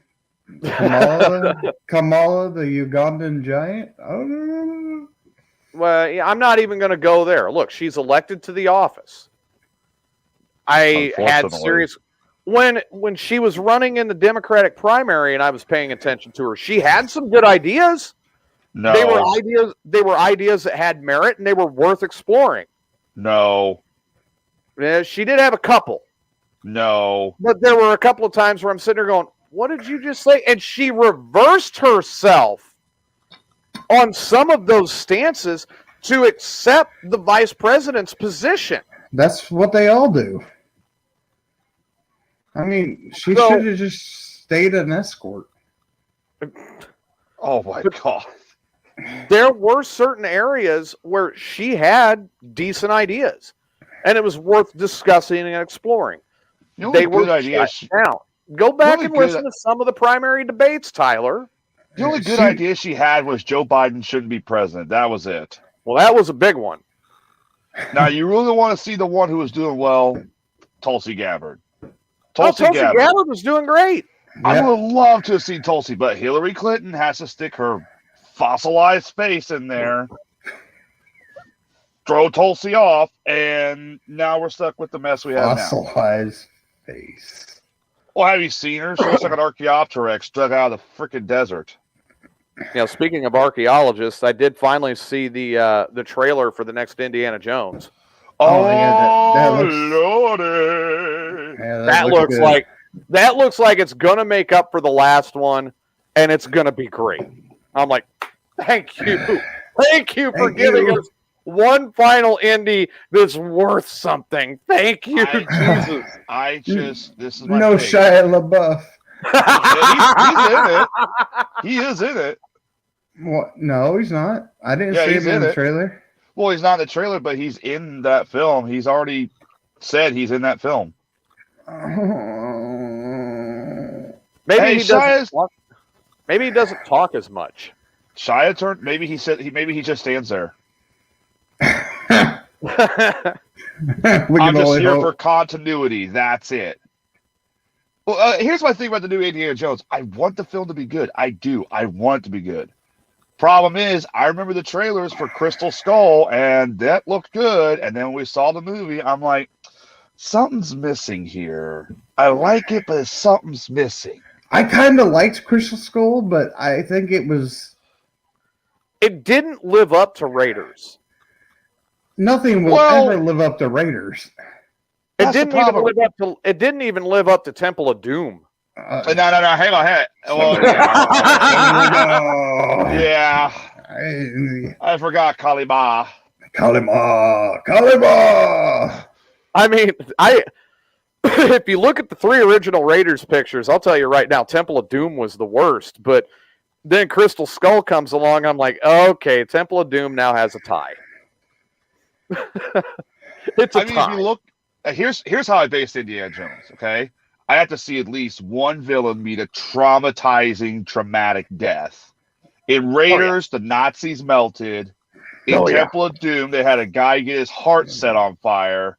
And in Last Crusade, you had the guy aged to dust.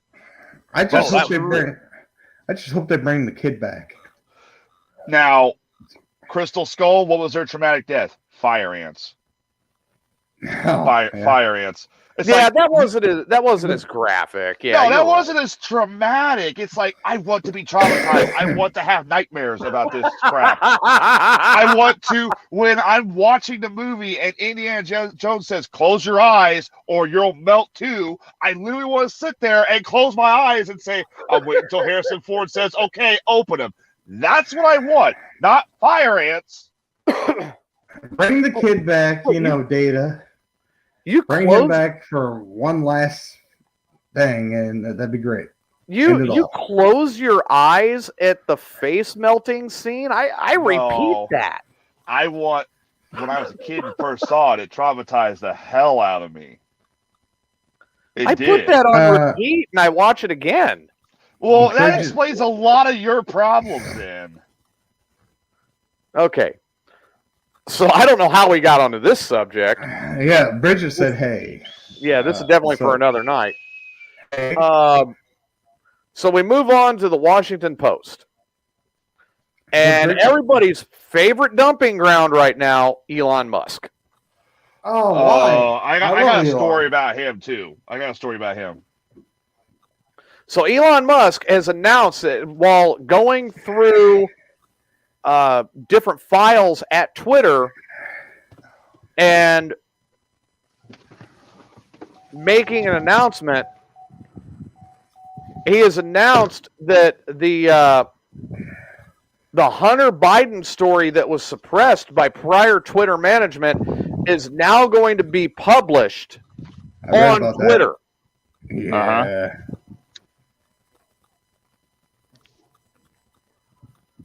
Now, by the time the dust settled yesterday, even some conservatives were grumbling that it was a dud.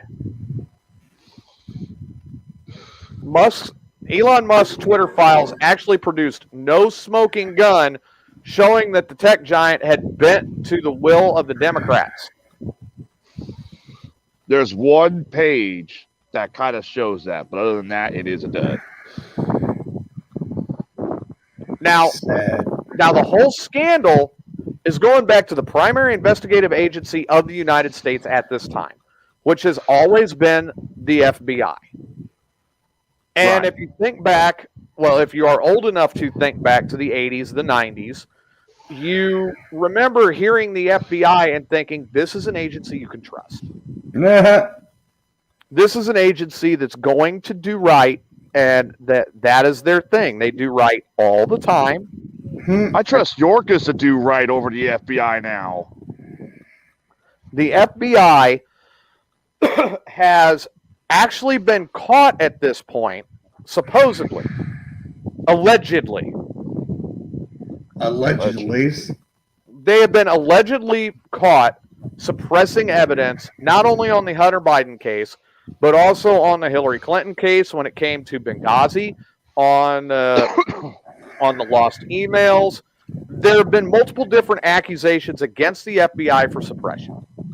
Back in May, Mark Zuckerberg said on Joe Rogan's podcast that the FBI told him that anything that he heard on the Hunter Biden laptop was fake news and they should scrub it. They said it was disinformation coming out of like Russia. So if it comes back that the Twitter files release that, hey, this whole thing is also connected to the FBI as well, just like Facebook. Yeah, trust the FBI? Bull.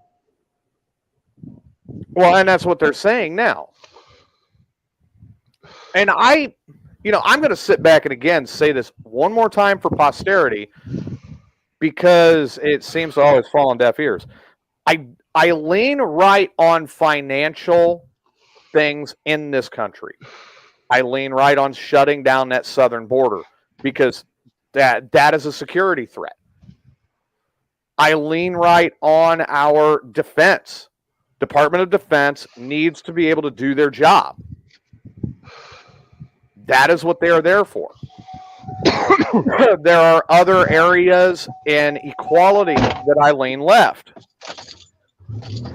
There are areas in a lot of different areas that I can look at and I see both sides of the argument. But here's the big one that I always go after, and I say the same thing, and it's a common sense item. I love the idea of free education. I love the idea of free healthcare. Now, my question comes back is the common sense, how does the government pay for it?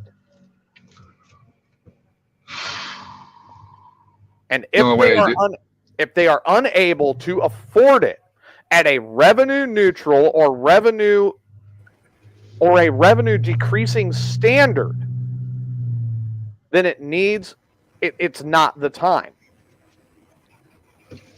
We know, based on scientific evidence at this time, that the power grid is not prepared to move over to green energy. Will it happen someday? I'm sure it will. Mm-hmm. And that'll be a good day. That'll be a wonderful time. But currently what they're trying, the technology that they are trying to use to move over to the green energy power grid is even more toxic and even more dangerous than what's already in place with the coal-fired power plants. The financial situation in this country currently is so tumultuous, it's uncanny. And we currently have things being sold on the federal level, left, right, and center, to one of our biggest enemies being China,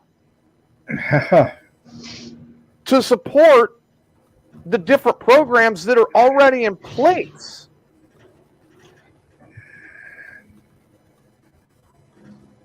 There's more than just looking and saying, my cousin, she makes a point, but there's more than just being informed by one source. Multiple sources, and develop your own opinion and fact check those sources.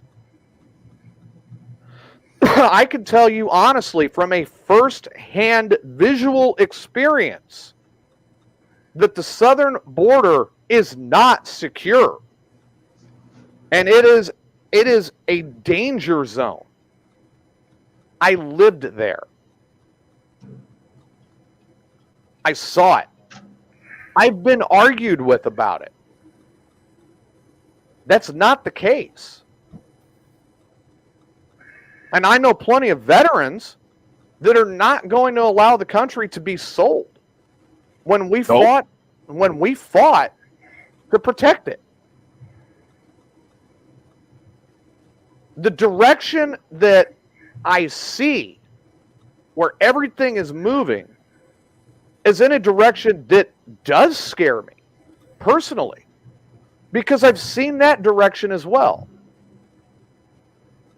Ask the Soviet Union how that direction worked out. It was started on good intentions and a great idea, but it was a group of Poorly people. executed. It turned into the vast majority paying for the comfort of a select few. That is not the direction that any of us want this to go. That's scary.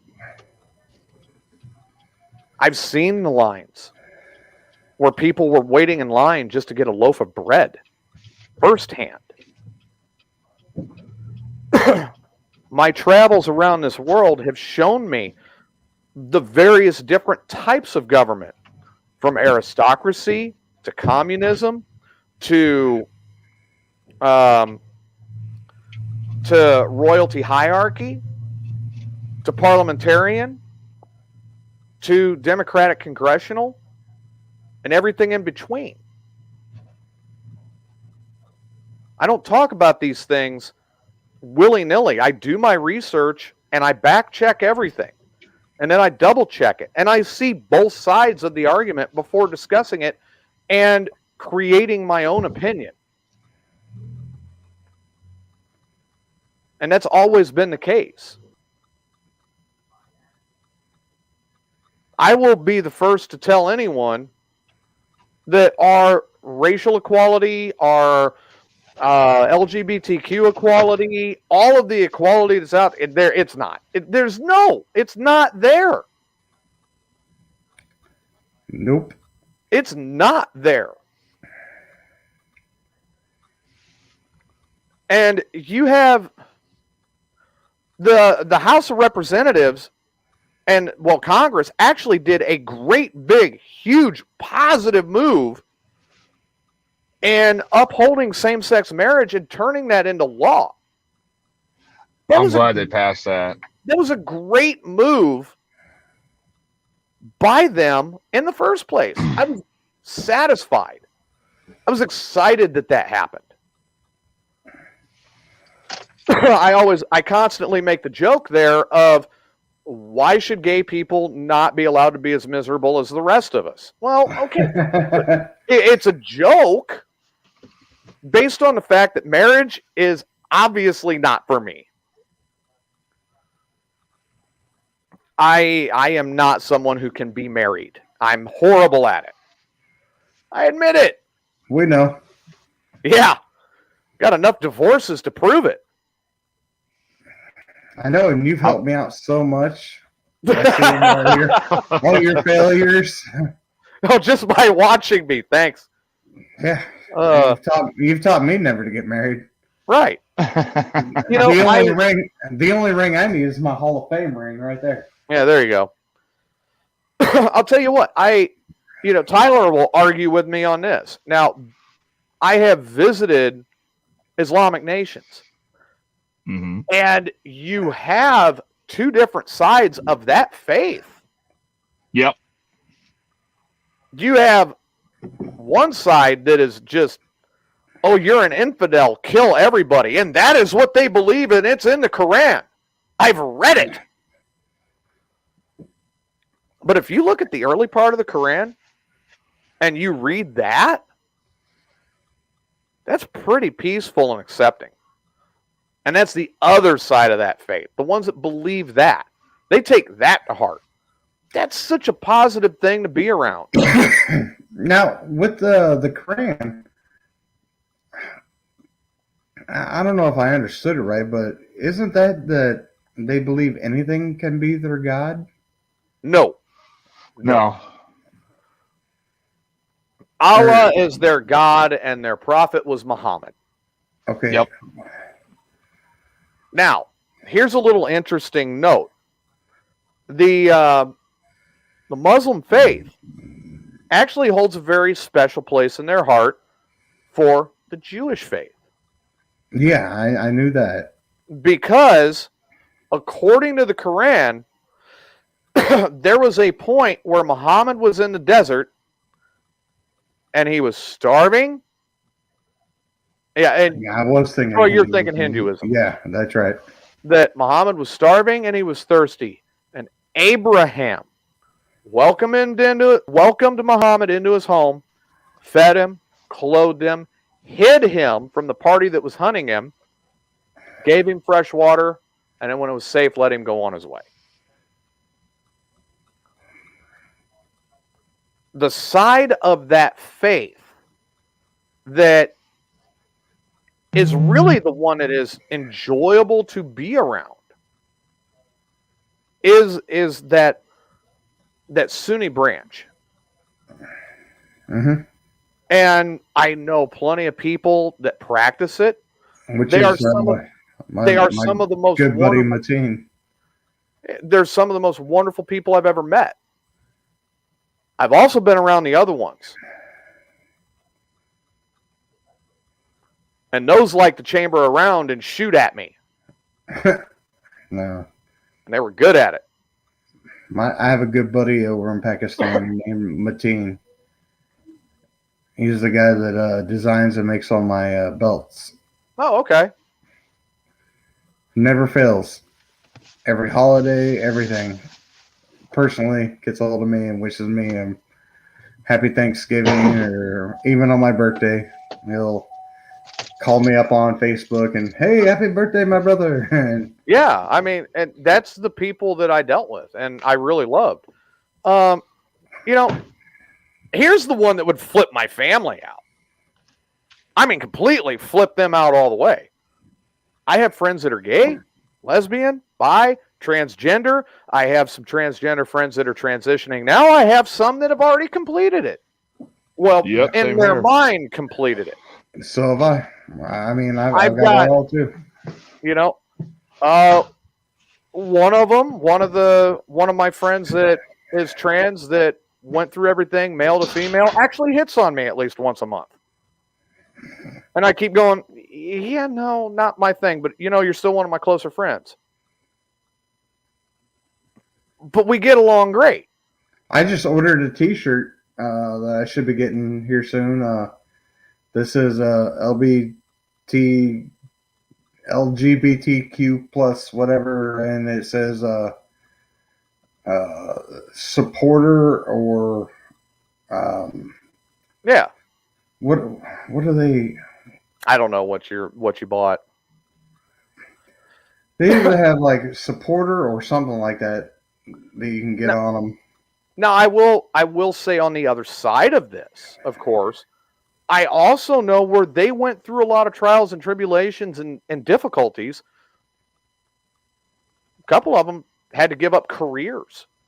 Oh yeah, absolutely. To feed themselves, and my only thing against them is I wish they didn't have to take my birthday month. That was my month. What's your birthday month? For 41 years, that has been my month, and they took it away from me in 2001. You can't share? I could share if they take a day. But that's been my month. Wait a minute, but you get the whole month, but they only get a day? For 41 years, it's been my whole month. Well, you know what? There's more of them than you. Yeah, but at the same time, choose June. There was 12 other months they could have chose, or 11 other months they could have chose. 13 if we were using a Mayan calendar. True. They didn't have to choose June. We see this. We see this as issue. I don't see it as an issue. I will share because I love that community. So yeah, I will share with them. But I'm not talking about your birthday month. It is my birthday month, I'm a trucker. Yes, I am a truck driver. Thank you.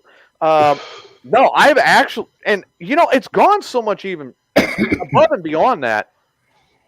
Like, I've actually witnessed LGBTQ people being harassed at the truck stop when they're just trying to get fuel and do their job. Now this has become such a hot button issue on the right about, oh no, you can't have, transgender people in sports. Oh no, you can't have this. Oh no, you can't have that. You know what? First of all, if you have a minor that feels the necessity to transition, that is not the government's place to stick their nose in. Yeah. Right. That is between medical professionals, mental health professionals, the individual that is an adolescent, and the adolescent's parents. There is nothing in there that the government should be sticking their nose in and trying to tell people what to do. Yep. And we are seeing that all over the southern United States. And it's not right. It's not just in the southern United States. We're seeing it all over the place. I mean, well, we've seen it in Ohio. I've got a buddy that's gay, and he's a truck driver, and he's also a pro wrestler. And if somebody really wants to call him out on his, stuff, they better watch out because he will whoop it. I have seen it where they'll notice somebody that is gay or they're trans or they're whatever, and they're, they've got some size to them. And what occurs? Then what you get is 5 or 10. You get a group that jump the one. That's uncalled for. It is not a safe environment for that community whatsoever. And the right is fueling that hatred rather than stepping back and saying, hey, ain't our business. Do what you do. Do you. That's wrong. So many levels. I fully disagree with that.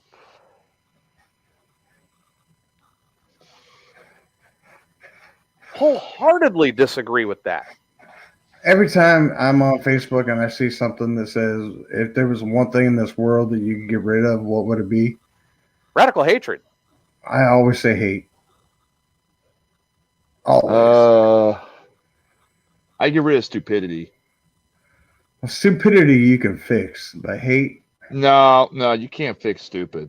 The right amount of duct tape. It right. You can't fix stupid. All right. So Becky says, transgender being in sports. She brings this up. Transgender people being in sports, it could be a safety issue if they are not on the hormone blockers, and it can cause harm. It is true. There was and I won't disagree with that, and that's a touchy issue. But you don't need to go and do blood tests and genetic testing and pelvic exams like Ohio passed. Yeah, that's No true. kidding. To verify that this is occurring. All you need is a copy of the medical documentation that states these medications have been administered for X amount of time to satisfy the chemical changes. That's it. I keep going back to that UFC fighter that was Fallon born a Fox. man and went in there and just beat the heck out of so many girls. One girl. She only beat the heck out of one girl. That's what everybody thinks it's like 2 or 3. No, it's only one because I watched that fight. I thought it was 2. No, it was 1. There's a couple of transgenders in UFC right now. There's one who's raging a huge stink saying, you know, I'm keeping my component. And Cyborg, who's big in UFC right now. She is like, she's going to be the top UFC female fighter. Yes, Cyborg wants to get a hold of her. Yeah, Cyborg is like, you want to sit here and say you can manhandle, and if you break somebody's skull, it's no problem. Step in the ring with me. Because Cyborg doesn't take that crap. Yeah, Cyborg wants to get a hold. Yeah, that's right. Cyborg's an Amazon. She's a straight up Amazon. And this transgender, I got to look up what her name is. I forget. But she backed down from Cyborg. Wouldn't you? Yeah. Well, there you go. Hey guys, I'll be right back. But this is also a woman who was sitting there before Cyborg got on there saying, well, I'm keeping this down here and I can fight any woman I want to because, you know, I'm this, I'm all this, I'm tough stuff. And Cyborg's like, put your money where your mouth is right now. Step in. Let's go. But I mean, this is my point. Now, this has been a hot button issue in the southern United States for a while with all of this blowing up, and even some states trying to make it child abuse. I go back to, again, this is not the government's place to step in. This is medical treatment and mental health treatment, plain and simple. And it is between parents, child, and mental and medical health professionals. The end. Here's another problem I got on the right. Is when they started pushing this, they started taking away a teacher's right, mind you, to be the outlet that's potentially the only safe outlet that child has. And discuss it with the parents in a reasonable fashion. Yep. And recognize if there is abuse occurring in the home. That is a teacher's job. Teachers have become a bit of a joke today, this day and age. Yeah, well, I'm related to one hell of a teacher. She's in our chat room tonight. Who's that? Bridget. Bridget? That's my cousin. Hang on, I'm getting on my studio here. And I'm telling you right now, if she was to come up to me and it was my child and she said, hey, your child thinks he should be a girl, we need to talk about this, I'm going to sit down and listen to what she's got to say. Mm-hmm. Now, you do have radical, very far set in their ways parents that will go back and they will try to suppress that, and they will not back up their children. But I got one child that she's already bi, and I've got one that has a feeling he might be.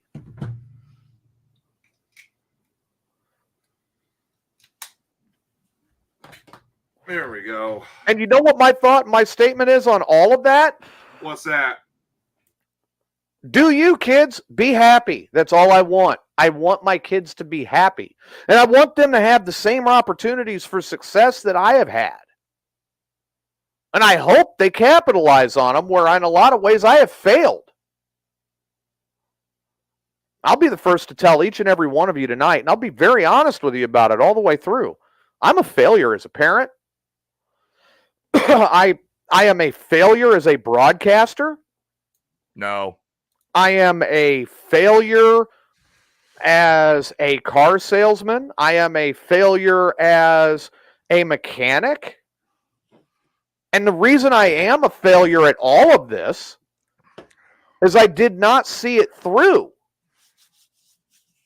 All right. I got out when the getting was good. I'll be honest, and I'm going to be very honest about it.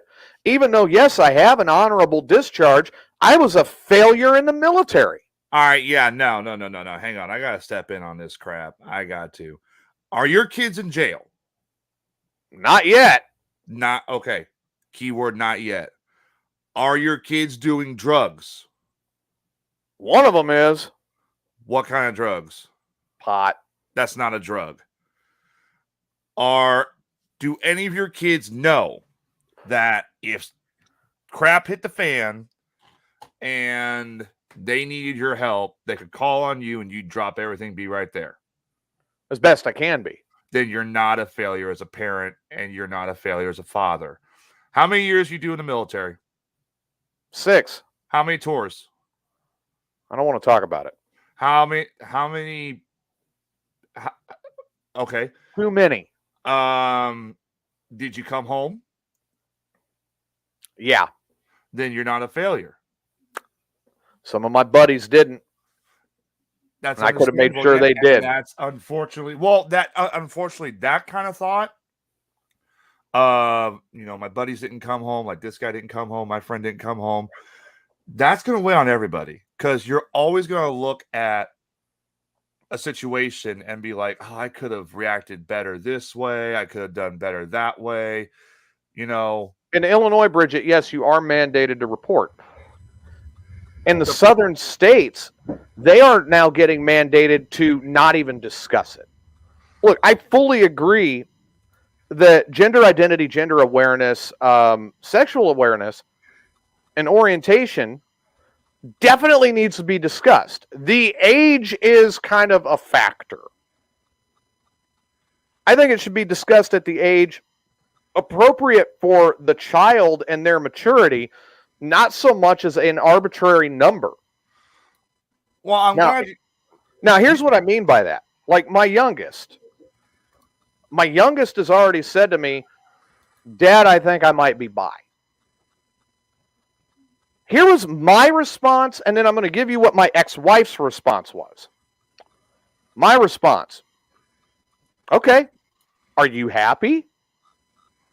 He said, yeah. Do you, as long as you're happy.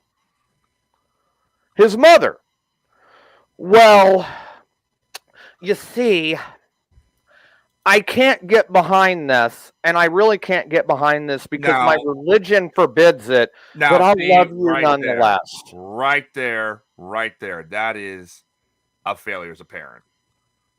A true parent would say, doesn't change a thing. I still love you, son. I still love you, daughter. You do what makes you happy. If this will make you happy, this is what you want, then that's what I want.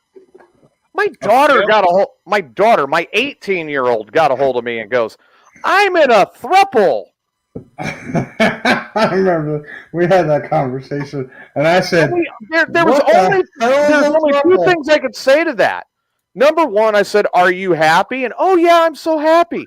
The second one was, just do me a favor, don't get an STD, please. She's literally in a throuple right now. No, she's not now. Thank God. Okay. My first question is, what the hell's a throuple? I've never heard that. Throuples are where you have like multiple partners. So, like for example, she had a boyfriend and a girlfriend at the same time. Right. So it could be. So what we would have called a threesome, she had it full time. But it was permanent. Yeah. And I'd never heard that terminology before. Well, I'm glad you bring. I had to look it up. Oh, I knew. Crap. I seriously had to look it up. I'm like, you're in a what? And I had to look it up so I knew what she was talking about. They're more common nowadays than you think. Yeah, Becky. No, they all had equal. Evidently, the difference between a poly and a thruple is in the thruple, they all had equal decision power, where the poly, you have the main couple and then the addition. I don't. This is why I stay single. Yeah. Yeah. I was just like, please don't get an STD. Easy. That was all I could say to it, because I'm not going to sit there and go, well, you can't do that because it's against God. But, I could shut down any religious argument today. Because I did believe very heavily in the Catholic faith when I was growing up, and I've had enough time on this earth to really look back and question a lot of it. Aliens. What the heck? The only thing the aliens did was they came back and they got Elvis. And they dropped off the crystal skulls. So we got Indiana Jones film. Not the crystal skull again. No, not that movie, please. Please, let's stay away from that movie. Sorry, but I mean, that's where I was quoting Giorgio. Aliens. Now, my middle son, I haven't seen him or heard from him since he was 2. That's a whole nother problem, and one I'm still dealing with.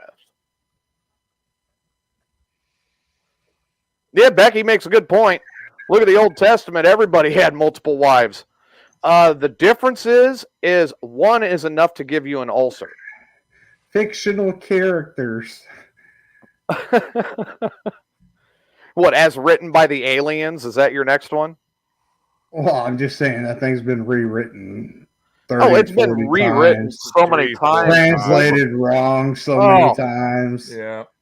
So I can't. It's history, his story. I can't even go back and look at that. How many times it's been rewritten? How many times it's been changed? I actually took the original Catholic Bible. I have one that I paid about $600 to get the original translation from the Vatican. And I had the King James. Yeah, I paid the money for it. And they brought up that, Bridget, you make a good point. But they brought up the whole tithing thing. Tithing. And I was at one of my ex-wife's favorite churches. I said, okay, tithing. All right. Well, here, let me show you something. And they opened up the chapter and verse. Now, in the King James Version, it's essentially translated as give 10% of your income to the church. Okay. In the original Catholic, all it said was give to help your fellow man. Mm-hmm. That was it.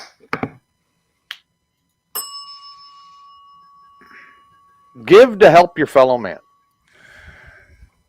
I had a... Your list is so much better than Lucifer. Can I make a statement to your cousin? Can I make a statement real quick? Sure. Okay, Bridget. Don't be a... No. I'm not gonna throw fire. I'm not gonna. Okay. No. Bridget, I'm religious, and I'm not a bigot. I didn't say I was that close to religious. I'm not a Mormon Jedi here. Organized religion and faith are two different things, and that's something that a lot of people don't realize. You can have faith, but the organized religion is, in my personal opinion, it's a hypocrisy. Like one of my ex-wife's pastors sat there and started to argue with me that our LGBTQ community was against God. and namely the transgender community in specific. And I was like, okay, brakes got hit right there. I was like, come here. And Tyler's been around, and so is Troy. When I go, come here. Does that ever end well for the other party? Nope, they usually end up going, huh? Yeah. And I said, okay, let's look at this. You have recorded evidence of transgender people all the way back to ancient Samaria. So that means it goes back to the beginning of time. Ancient Samaria being the first recorded Allegedly.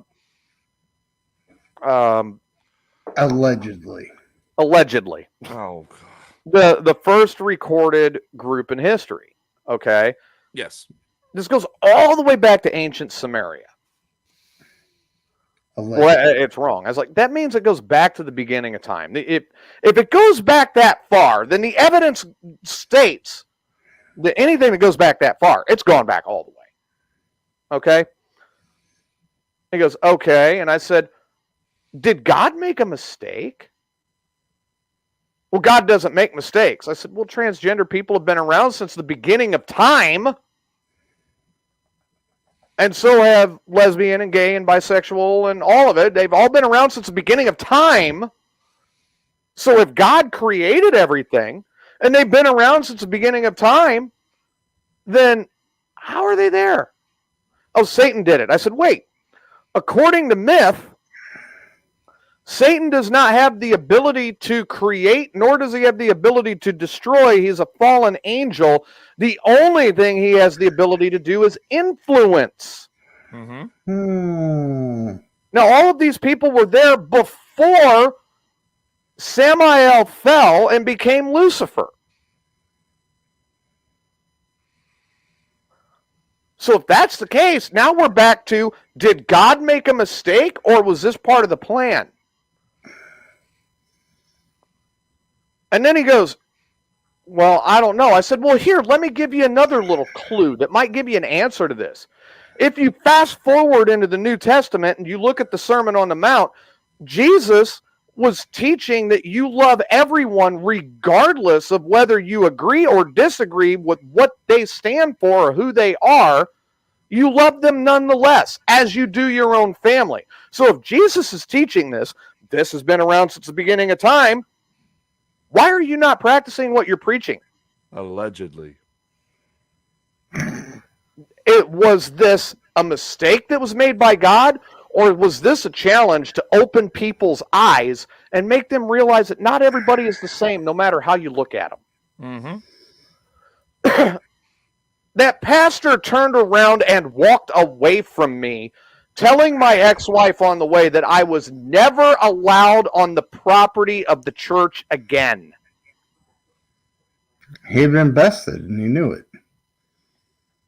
I used simple logic and common sense and his own dogma against him.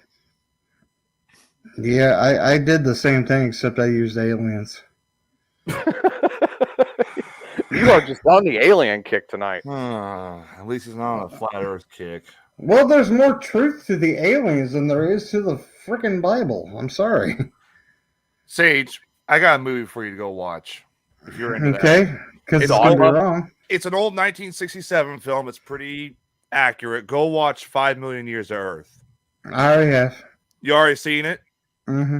That's pretty close to the whole idea of aliens creating mankind, isn't it? It's not bad. A little shoddy here and there, but I got a whole bunch more that I could show you than blow your friggin' mind.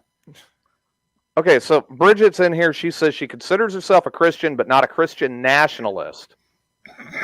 You could be a Christian and not a bigot. Whoa. Okay, so let me capitalize on that. I was baptized, First Communion, confirmed Catholic. Me too. Raised Catholic. Me too, kind of. I'm recovering from it even to this day. I'm no longer a recovering Catholic. I'm past it. I got my chip. From Alcoholics Anonymous? No. No. From Catholics, I wish I wasn't. To go with that, you have multiple different denominations within the Christian side of the faith. They recognize everybody and welcome them in with open arms. Mm-hmm. They are there. You have denominations that were traditionally very against LGBTQ plus that are now opening up and saying, we're not going to stop something. One of them being the Mormon Church when we talk about the same-sex marriage amendment. Mormon Church. Same-sex marriage law. The Mormon Church said, protect religious freedom to say no, mm-hmm. and we'll agree with the law. No one should be prevented based on just this is how they feel. But we as a religious organization say that we do not want to perform these marriages. Congress agreed. And I'm not taking away anybody's right to worship as they see fit. I mean, if you want to walk in and still go through the Catholympics, hey, great. If you want to go to a Southern Baptist church and listen to Fire and Brimstone, wonderful. If you're a part of a religion that sacrifices chickens, hey, that's on you. I don't care. Hey, I'll go and I'll get my online ordained minister thing, and I'll marry a gay couple. I don't care. Well, yeah, I've already got mine. You know, there's a church called Pastafarian where they believe God is a flying spaghetti monster. No, I literally actually paid the money to get it for the Church of Rock and Roll. And I'm serious. There's literally a religion that thinks God is a flying spaghetti monster. It's called Pastafarian. Wow. Yeah. So no, I digress back into what I was saying. There's plenty that will accept. And you have your main denominations now kind of backpedaling and going, wait a minute. I tell you, if the Catholic Church was to accept it, it'd be a long stretch, yeah, but I don't think it'd be that long of a stretch because the Catholic Church is turning over on a lot of different things that we didn't think it would ever happen. They just turned over on aliens. Oh, for God's sake. We're back to aliens. I thought we were getting away from aliens, and we're back to aliens. They just did. Sage, do we need to host an alien show for you? Have you got an alien kick? And that's a cantaloupe. But serious, okay. In France, the Pope and them, they just—that's Italy. Italy, yes. I'm sorry. I'm all excited right now about aliens. While you guys discuss this, I will be right back. All right, go ahead, Sage. We lost our host. I drove away with my aliens. No, our host is a heathen. He doesn't believe in our gods. I hear him in the background just... But still, the Vatican, yeah, they did say that one of the Pope and them they said, you know, they believe aliens exist. Yeah, I think it's the current Pope that said that, not Pope Benedict. He said that a while ago, that there is other life out there. Yeah, and they finally admitted to it. Yeah, and also to the same time, there's also other religions that, even in the Bible, it says there's other life out there. They've kind of fessed up to the idea that, yeah, that has to be acknowledged. And not even that, but in old religious art. If you look at some of the old religious paintings and stuff, you can see that spaceships. You can see spaceships painted right in with that. Yeah. Bring an alien kick. What? E.T. phone home. Welcome to the nice episode of Hidden Anomalies with your host Tyler. No, it's TJ not. And Troy. All right, no, okay. Now, I'm going to tell you what. Here's where a lot of that religious dogma goes. And again, I'm going to use The crystal stone. I'm going to use my own personal knowledge of my family, and I'm actually going to throw myself into this situation as a hypothetical situation. All right. This is hypothetical. It could go anywhere. Great. Right. So if I was to show up at a family function and just go, yeah, I'm supposed to be a girl, dude, I'm going to get lynched. The end. Well, Like, then I'm going to guess- be. I'm going to that family function with you, so I got your back. I mean, I would be beaten within an inch of my life and then excommunicated from the family. I can't even picture you as a girl. Can't. Yeah, I know. I've already heard a couple people say that if I ever thought about that, I'd make a very ugly bride.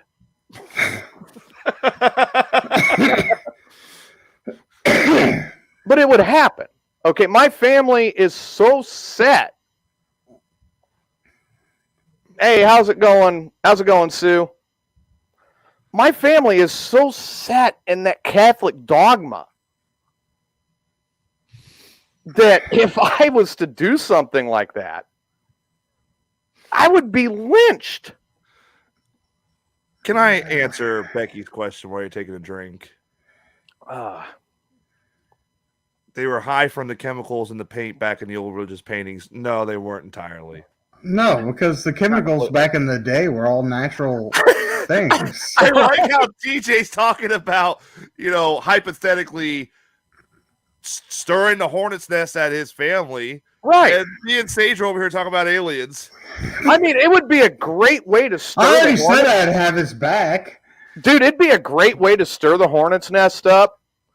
But my own parents would be like, no, you're not. And it would be trying to find a way to drag me into conversion therapy, which doesn't work. I'd be over there singing the song from Keenan and Kel going, he is a dude, she is a dude.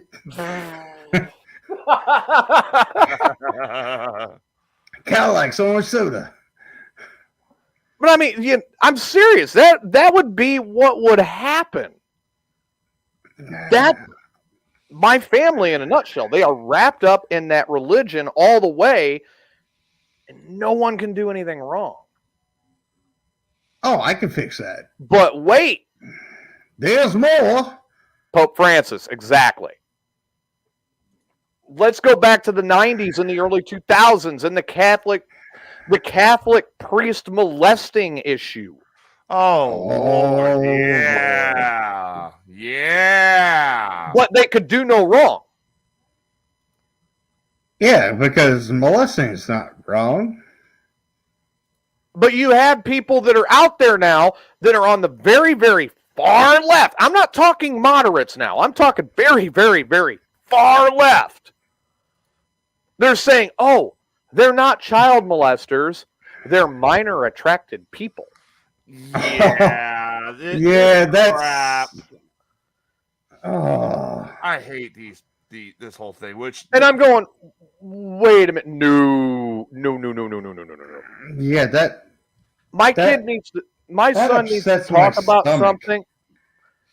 My son needs to talk about something and I want people to be open enough to hear it and discuss it. Oh. If somebody touches one of my kids in an uninvited, inappropriate manner, it's chee chee bang bang. they will be introduced to the business end of my bow. Or I'm going to walk in there with a ball bat. Becky, you just reminded me of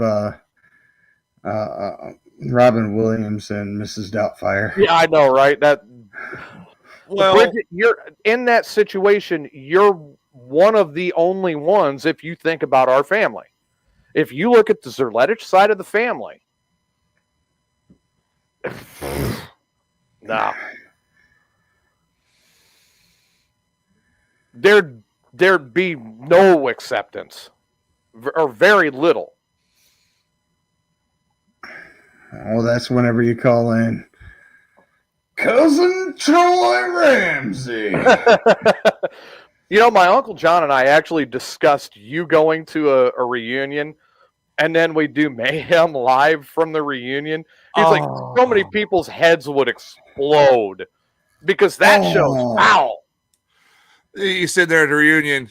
You think Troy's bad? Wait till we show you Will Height or 420. Well, or it was he actually brought up maybe getting the whole crew there. I'm like, oh my God. Oh, take Gibbons. That'd be fucking hilarious. Gibbons and 420 and Will Height and Sage and Tyler and Carla, April. I mean, April would be the end of it, man, because you know how open she is about her sex life. April alone would mentally break your family. Oh my God. Yeah, I'm pretty sure. Your family would be like, this is ruined. We're taking the cobbler and going home. Who are these people, TJ? These people. Yeah, I know, right? It'd be another way to excommunication. You know, it really would. You're giving your grandma a heart attack. That big guy over there just said the F word. Oh my God, TJ. That guy says he's a Mormon, but he's got like 5 cigarettes and drinking whiskey. What kind of Mormon is that? The one that stole my whiskey. Oh! That one over there is holding a case of beer. What is he doing? No, that would be my dad walking over going, you need to share. Oh my God, TJ. That 4-eyed idiot over there. He's all stoned up.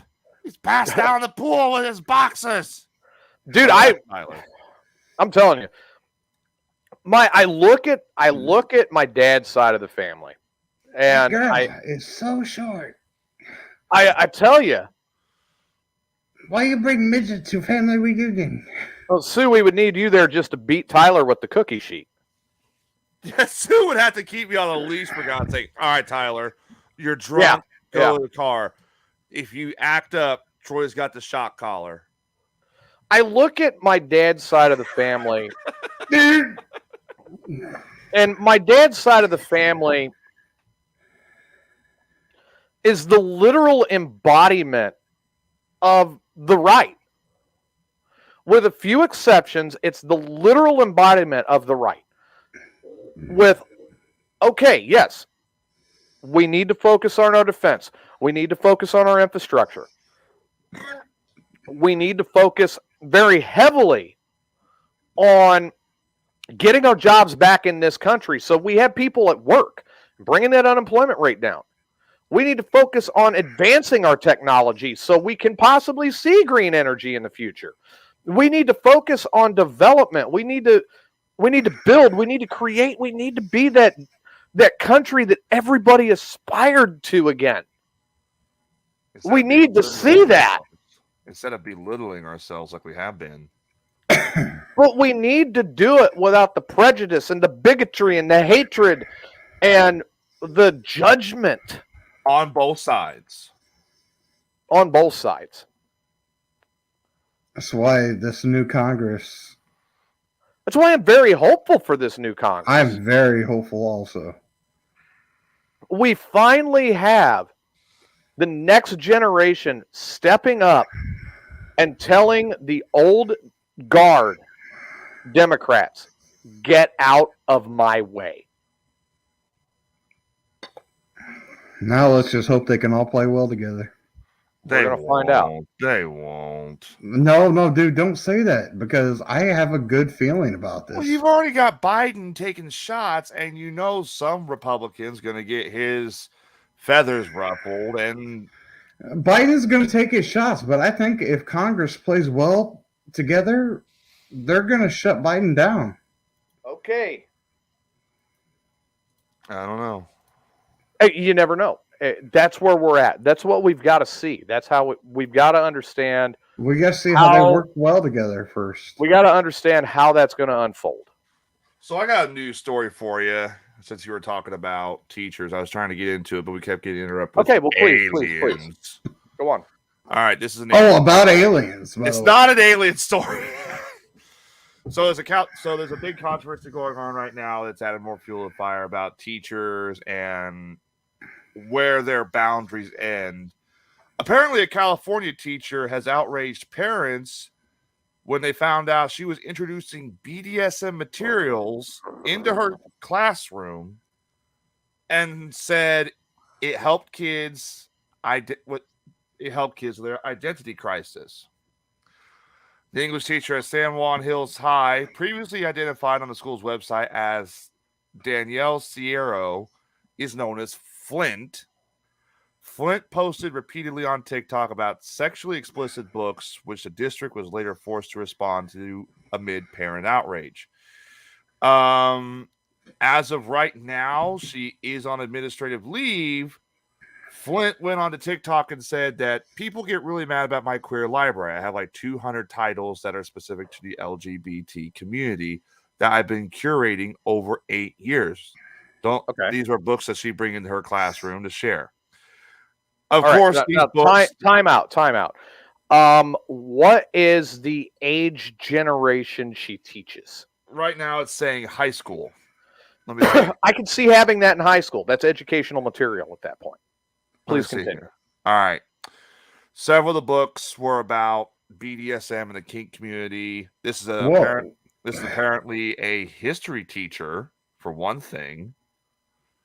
And another book, she's also teaching several kids in her classroom, how to find dates for such things, teaching kids about Grindr, girl-on-girl sex, anal. She's a history teacher? According to this article, she is a history teacher. Okay, wrong place. Maybe not necessarily. I'll explain in a minute. Go ahead and continue, Tyler. The teacher has been teaching at this school for 2 years, has had multiple reports and complaints filed against her for working behind teachers' back or behind students and other teachers' backs. The teacher is currently on administrative leave pending review. However, many people expect her to return in January after the holiday break. Okay. Oh, and also apparently one of the things is there's a picture one of the students has. One of the students posted a picture to social media that this teacher had a strap on in the classroom. That'd be a little taboo. That's a little too much. I think probably the books she, as a history teacher, probably shouldn't be teaching sex ed. The teacher said that the dildo was used as a learning device. She said, and I quote, "Let's talk about dildos. I think a lot of people assume that where there is no penis, a desperate sexual void is created out of which something bleeped, I don't know what the heck bleep means, shaped must be ultimately slot into order the satisfaction. I've only slept with 2 women who enjoyed using dildos. I hate wearing a strap on. I've only ever worn it once and never again. I brought it in as a learning tool." Okay. Okay, so she's straight lesbian. She's straight lesbian. She's judging. Well, from that's the an way, oxymoron. Judging from the way it sounds, she's very active. But all right, some books to help children discover their sexual identity, that's no problem. No problem whatsoever. She's in the wrong class to be doing that. Okay, exactly. All right. Maybe yes, maybe no. Because historically, LGBTQ plus has always been a hot button issue. And you could take any part of that description, and it has always been historically a hot button issue. So you can use that to teach some of the historical precedent over the generations and show the difference of where we are at today compared to the bigotry that was experienced 10, 20, 50, 100, 200 years ago. But there wasn't a whole bunch. I made a mistake. She's not a history teacher. She's an English teacher. Oh, an English teacher. Still. Okay. Not that much difference. She's not a sexual ed teacher. You can also use the literature TJ, you're just going to bat and trying to help. Well, I did kind of mess him up by saying she was a history teacher. So. But you could also use the literature to demonstrate different forms of writing. All right, which is what English no, is. You're going to bat and trying to help this girl's case out, and it's here's not my working. question. And here's my question: If she, look, I'm saying the toy in the classroom was a bad idea. The toy in the classroom is a bit she's much. in high school. She's trying to teach sexual ed and trying to put all of her lesbian stuff. Let's see. Here's a picture. Here's a picture with her and some of her books. Here's some of the titles of the books on this photo. This is a book for parents of gay kids. That kind of seems like a self-help book. This book is gay. They, them, there. A queer history of the United States. That might be okay. David Bowie made me gay. That could be kind of Bowie. That's the name of this book. Read that. I actually want to read that because that sounds like it'd be hilarious. I can't enlarge it, but it's wrote by Daryl W. Looks like BU.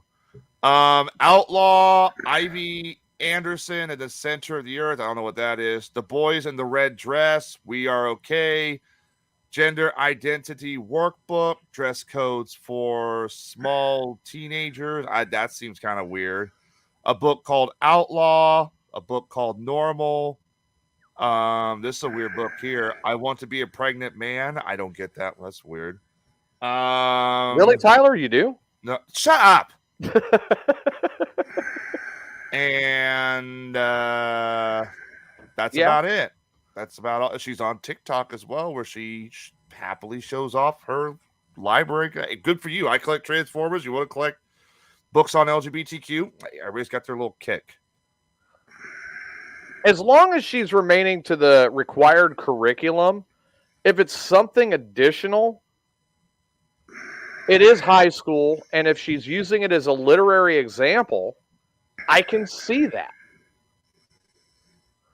Now, my only big thing is if she's forcing it on them. Right.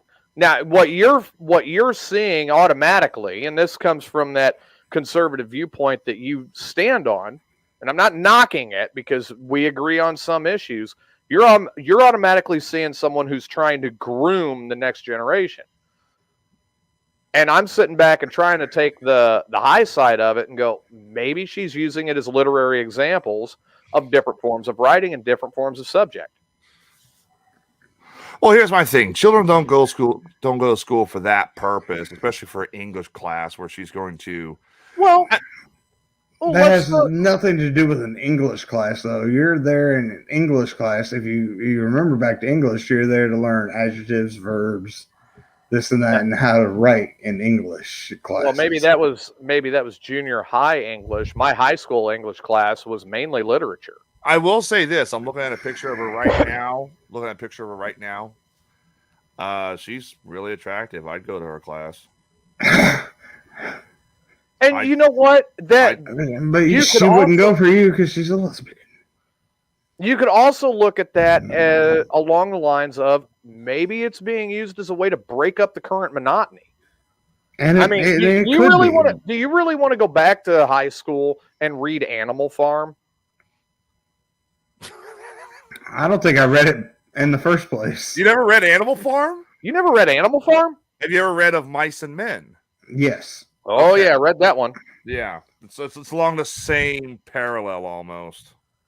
Yeah, Animal Farm was a great description using farm animals, discussing the 1919 Bolshevik Revolution and the rise of modern day communism in the Soviet Union.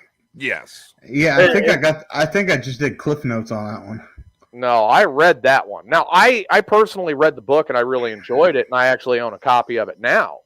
I know. I hated reading. That's what I So if you had a choice of, for lack of better words, reading a lesbian book or reading, say, Charles Dickens and A Tale of Two Cities, I would have read A Tale of Two Cities.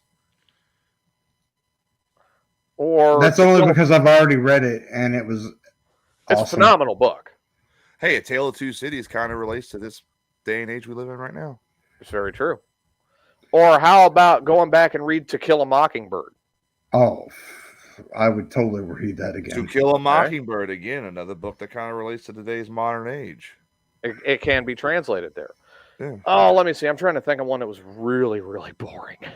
The Wizard of Oz. The Great Expectations. Great. Oh my.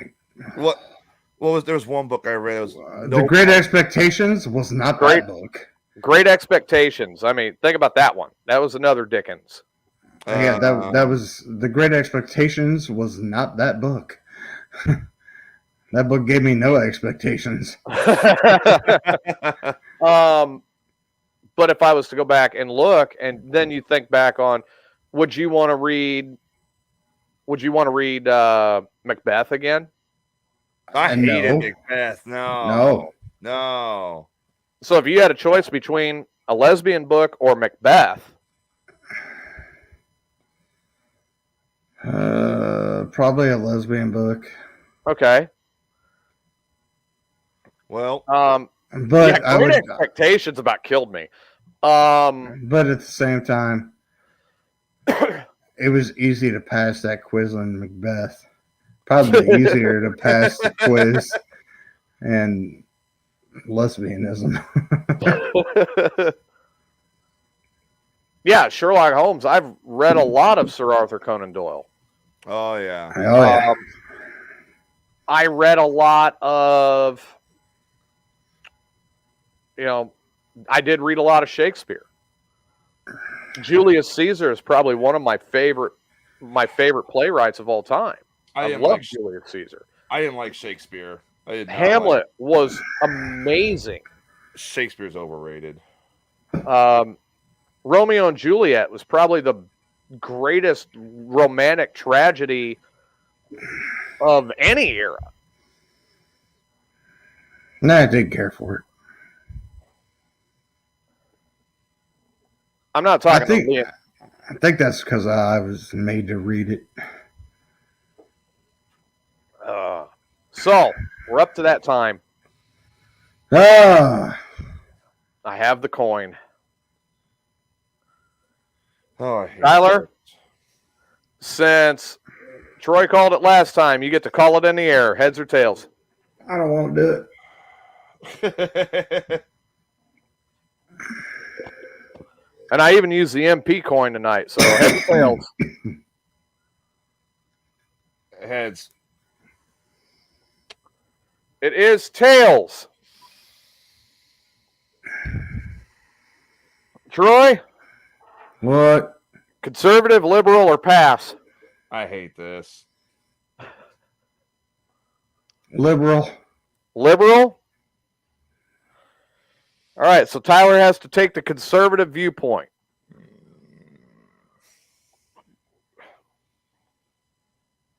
Tonight's debate topic. Oh, wait, I got to bring the buzzer up. Tonight's debate topic. Which is a better Indiana Jones film? Kingdom of the I like that. That's a good topic. Let's go. Oh, I'm sure you like that. Sage can have Temple of Doom. Sage can have Crystal Skull. I'll have Temple of Doom. I will argue Crystal Skull to make it right. So, this is going to be a tough one for both of you. Of course, when your time is up. Dang it. When your time is up, you will hear this. I guess I better shut the phone off now, too. Wow, the computer's going to act up tonight. Go figure. All right. We don't have to do this. Hey. When your time is up, you'll hear that. I swear my chair just buzzed. Tonight's debate topic: transgender in sports. Troy will be arguing the liberal side. So he'll be arguing for. So he's arguing for full admission. Tyler will be arguing the conservative side, which is exclusion and restriction. And since Troy picked, Tyler, you begin tonight. So I had to go full. I can't put my own perspective, even though I am somewhat of a conservative. We'll cover that after you guys are done with the debate. So 2 minutes, 30 seconds on the clock. Tyler, you may begin. Oh, God, I'm going to hate myself for this. I don't think we should have transgenders in sports because too many transgender female to males or too many transgender male to females are basically getting away with a lot when it comes to things like martial arts or UFC, for example. You have males that are getting away with beating up females, and that's teaching a younger demographic that it's okay to beat up a woman. Where you have, for example, in swimming, you have a male to female athlete who is blowing away every other natural female woman in their sports league.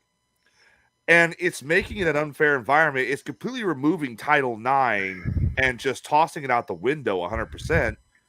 And instead, we have to stick with this idea of just because they claim they are transgender or because they identify as a female, that gives them the chance. That's like saying I could go in to play women's football claiming I'm a woman and get away with it. I could tackle these women as much as I wanted to, but I get away with it because I identify as a woman. So you explain to me, we're getting all these women who are failing in sports, they're losing in sports. We have women that are getting beat up and injured in things like UFC or mixed martial arts. Transgender athletes need to stick with their own area or they need to have their own division. And unfortunately, they're not going to get that. Troy, your opening statement. 2 minutes and 30 seconds on the clock. You may begin. Now, I think they should be allowed to compete all across the board. I think if they do it the right way, they go in and they take the right approach to it on the line. They absolutely go right, and they get all the testing done, all the markers done, everything they need to do to make sure they are perfectly 100% safe across the board. They can go in and they can compete in any sport for their gender, male or female. They should be able to compete in any any transgender sport they want to compete in. If you're going to become a female and you want to go and do your little race and outperform, it happens. But at least you're within your parameters and you did it the right way. If you want to become, can you please elaborate on what you consider to be the right way? All the medical tests. You go in, you get your coaching right with you consult all your doctors. You get all your blood work done. You get whatever the right testing done for your hormones and everything, just done right, completely done right, and no cheating along the way to get the muscle enhancers, to get the illegal muscle enhancers, but do it right down the lane. Do it completely safe, nothing illegal, and be on the straight and narrow. Then when it comes to the testing, as long as it's none of this back testing, the stupid testing, the pelvic exams, all that stuff, that is not required. DNA testing, not required. You don't need to do that. That's ridiculous. I think if you keep everything right, you're honest, you do it right, you should be able to compete on the same level. Your time is up. Tyler, you have 30 seconds for rebuttal, and you may begin now. You talk about honesty and you talk about everybody doing it fair. Yes, I agree. However, here is the problem with that, is that too many people will still have a problem with that. Too many people will still say that you're signaling them out. And you will still have some of these athletes. Troy, you're an athlete, for example. Would you be okay stepping in the ring with somebody half your height, half your weight, half your bone density and muscle strength, who was originally female? Troy, your rebuttal. 30 seconds, begin. Yes, I would. Because as long as they know what they're doing in that ring, they can compete. They're a trained athlete just as I am. As long as they can compete, I know that I could trust them with me, and I can trust them no matter what. I guarantee it'll all work out in the end. And I don't need a buzzer. Tyler, 15-second closing. You may begin. In the long run, transgenders in sports has thrown it way out of whack. It has completely destroyed Title IX. It has destroyed fairness in sports, and it has made it a more recluse, endangering area. Troy, 15-second closing. You may begin.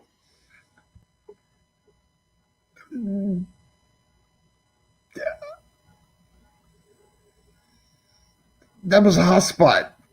Dang you on the 15 seconds.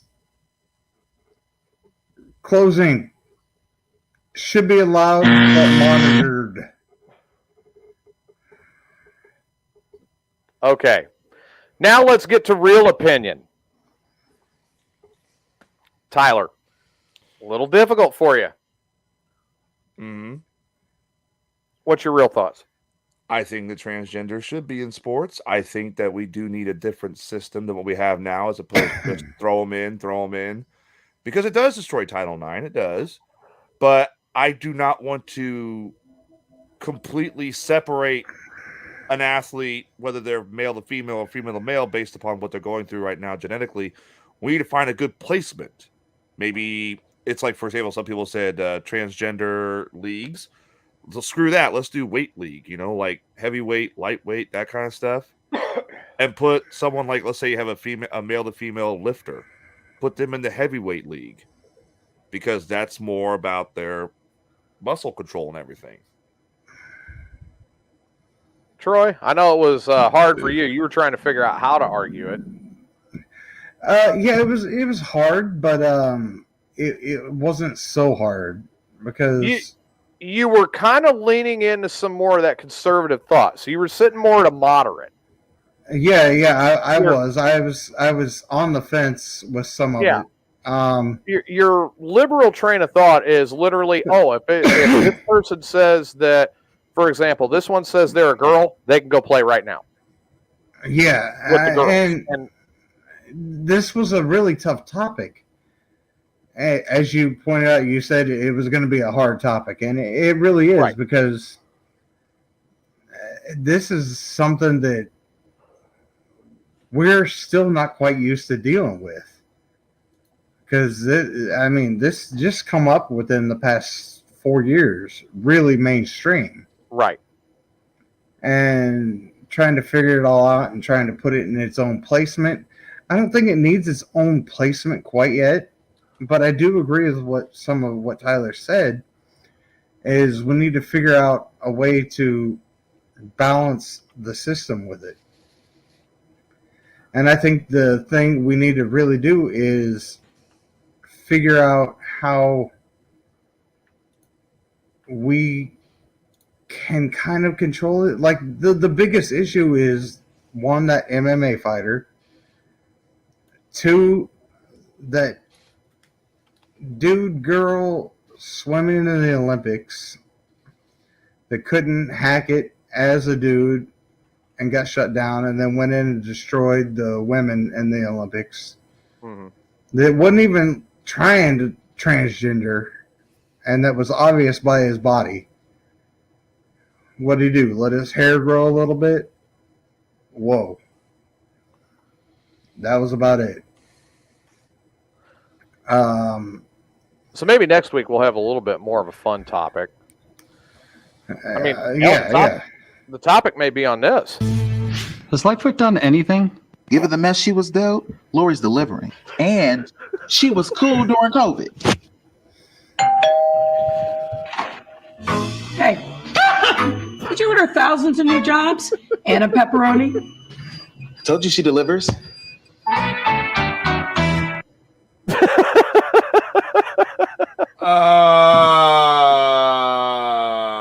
Tyler, do you want to choose a side on that now? It could be about this.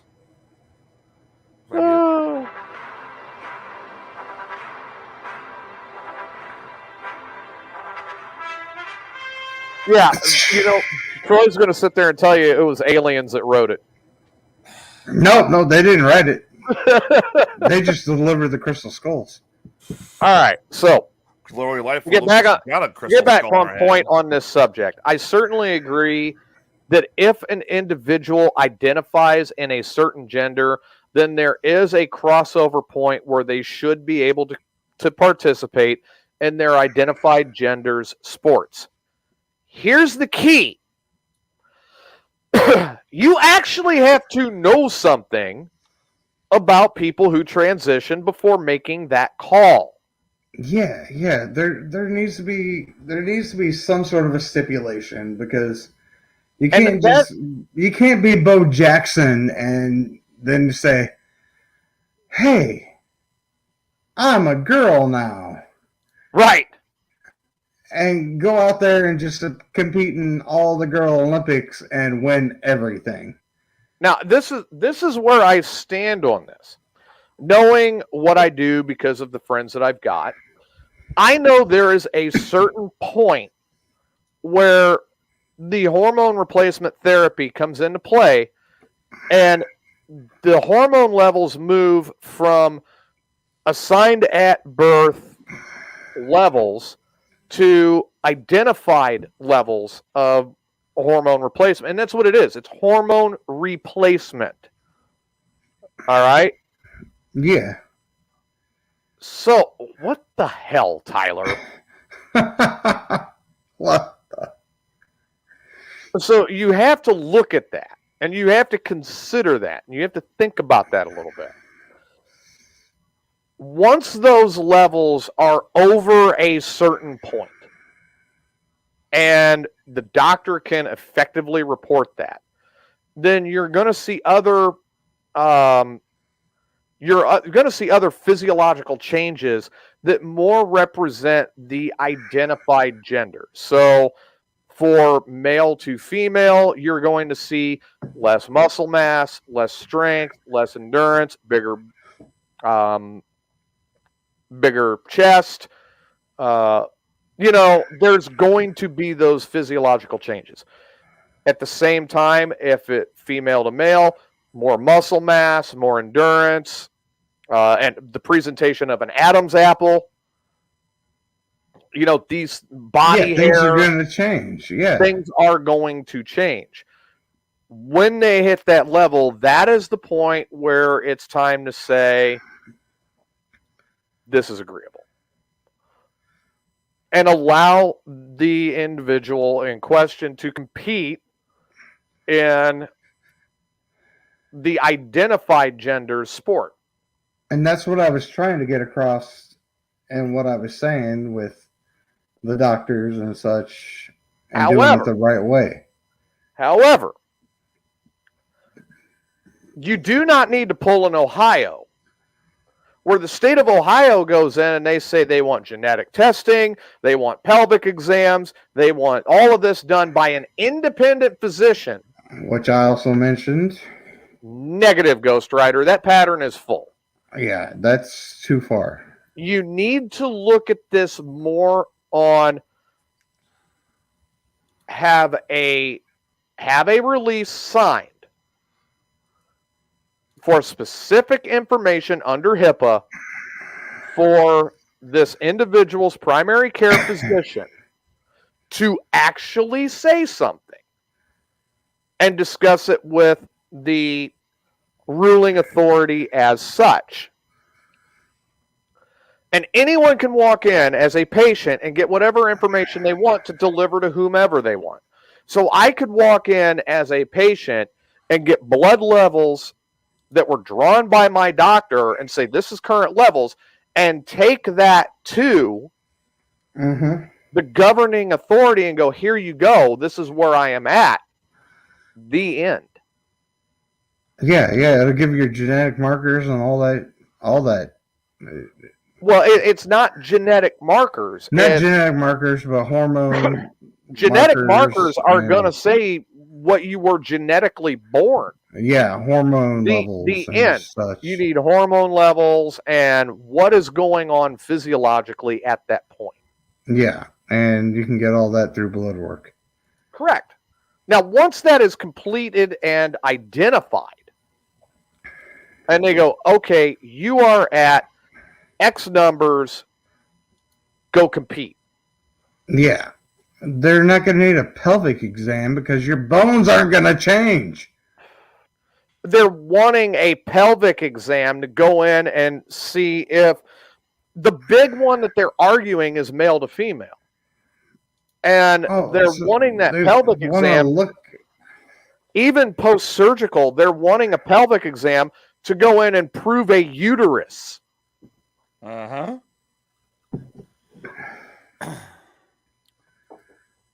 How the hell are you frankly is uterus? Which, quite frankly, is nobody's business. They don't implant a uterus. Now you're getting the idea. Not yet. Now you're getting where the thought process is going. They physically can't implant a uterus. I'm well aware. I'm telling you, that's one of the judging factors that the state of Ohio is using. Yep. And they're using that to ban certain people from playing sports. So if you have someone who is male to female transgender, they identify the hormone levels are there, then they're using a pelvic exam to verify if genetically there was a uterus there. And of course, if there's not, obviously, that was not the genetic birth, and then they're banning them from competing.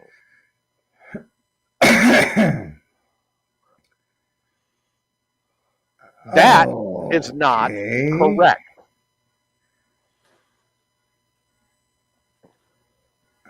And if somebody was to look at me and say they wanted to give my daughter a pelvic exam over a sport, again, we're in a fight, buddy. Notice how they're doing it to the women. Right. But they're not doing it to the men. The ones that are transitioning to men, they got catch-up ball to do, and they're getting creamed on a football field.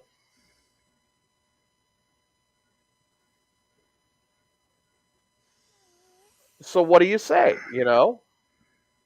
I say the pelvic exams is way too extreme. It's a whole lot of extreme. It's paranoia when you think about it. Yes, it is. It's 100% paranoia. What if somebody had uterine cancer and they had to have that thing removed?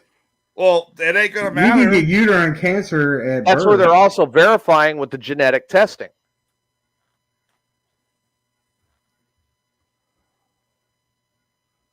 Hell, even like after a pregnancy and you have to go have a hysterectomy, all that's gone. Yep. Right. So one pregnancy, even if idea. you have one pregnancy and one failed pregnancy. You get the idea now of where the controversy is actually stepping into place. Yeah, that's a big ass controversy because if you have a miscarriage and they're like you're not going to be able to ever carry a baby, we have to do a full hysterectomy or you could die. Which, Tyler, we're sorry you went through that when you were younger. I did not. Shut up. I couldn't help the joke. And you have to have a full hysterectomy. They take all that out. They get rid of all that. My mom was told after her fourth kid that you cannot have any more kids, and they give her a full hysterectomy. And I'm also waiting for the votes from the chat room as to who won this one. I mean, obviously, you're going to have a little bit of swing there.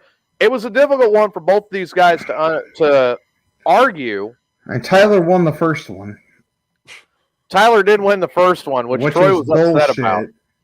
Bullshit. Hey, language. You could say no. It's just another word for poop. No. You could say poop though. You're so backwards, I swear.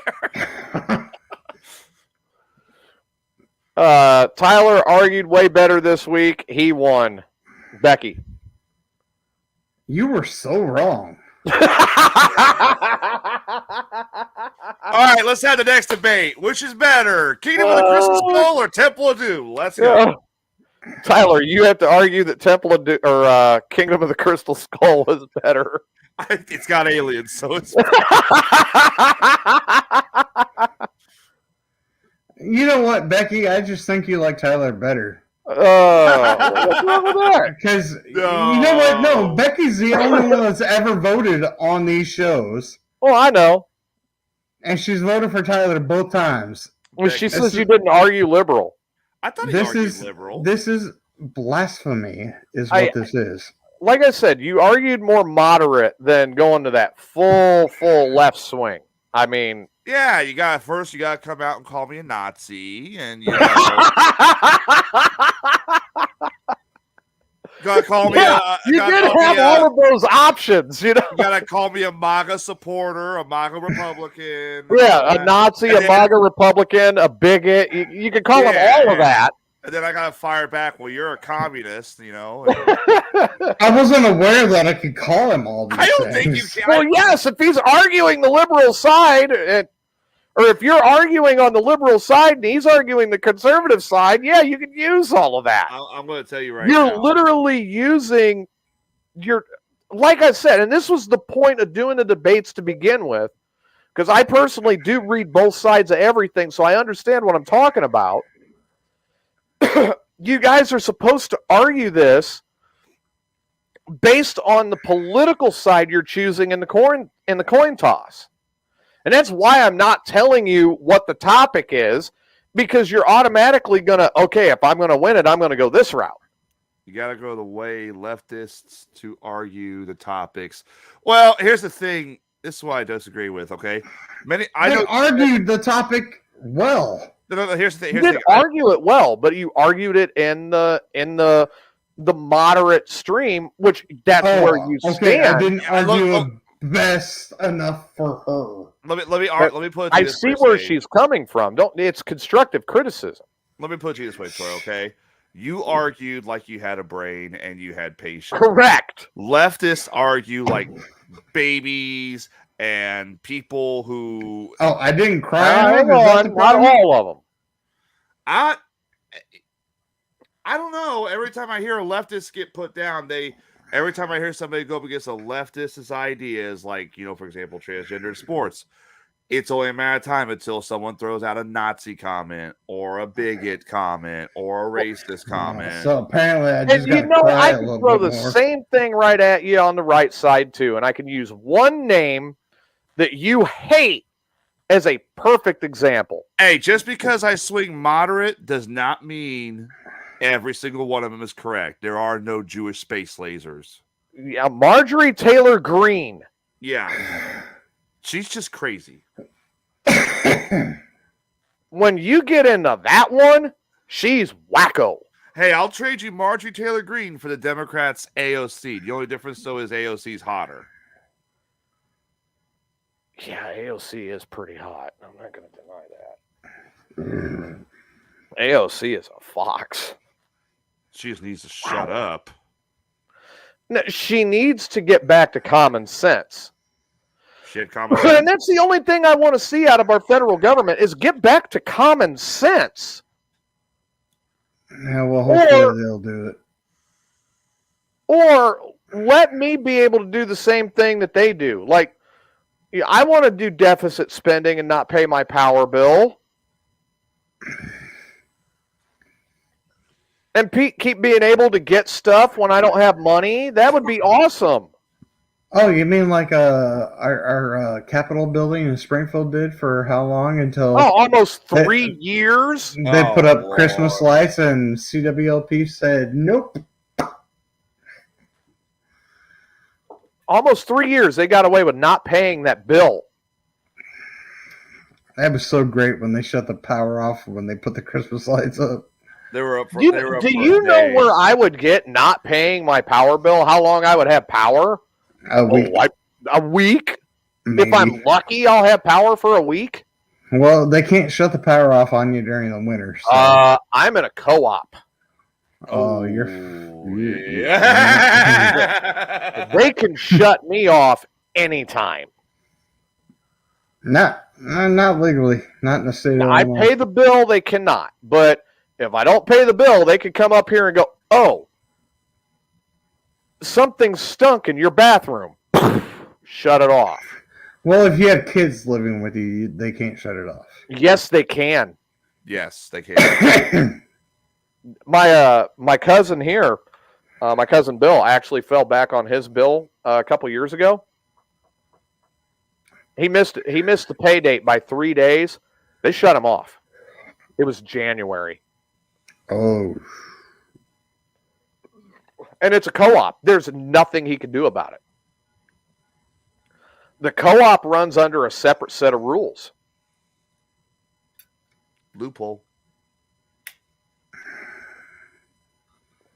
I'm a member of the co-op here. Believe me, I pay that bill religiously. But there's a little thing that I like to have. It's called power. Yeah, power. Power. But, again, I just want to see the common sense come back. Hopefully we'll get it. I'm really hopeful for the new Democratic leadership. I'm hopeful for the new Republican leadership. And I'm really just kind of sitting here with my fingers crossed going, I hope these guys make it happen. They get in there and they start knuckling down and where maybe, let's take two issues that are near and dear to me, and I look at them all the time. Let's go the LGBTQ side of things, and let's go with the national deficit. Okay, well, you know what? Maybe we need to back off on this and start affording more LGBTQ rights to the people and stop being so hard and heavy on it. And then the Democrats come across and say, yeah, and maybe we need to slow our spending up and we need to start working on trying to get rid of this debt because we cannot serve two masters. And right now, we're serving the debt.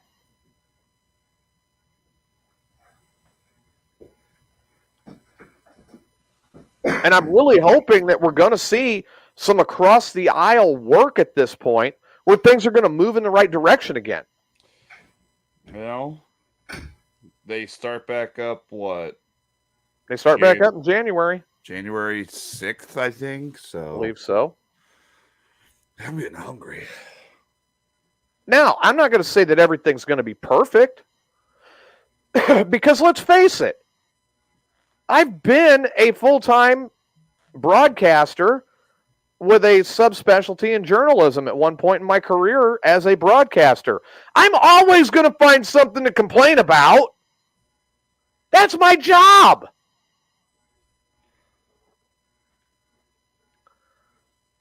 But I have a true hope that they'll finally start working across the aisle and they'll finally start agreeing and compromising and getting past this nightmare.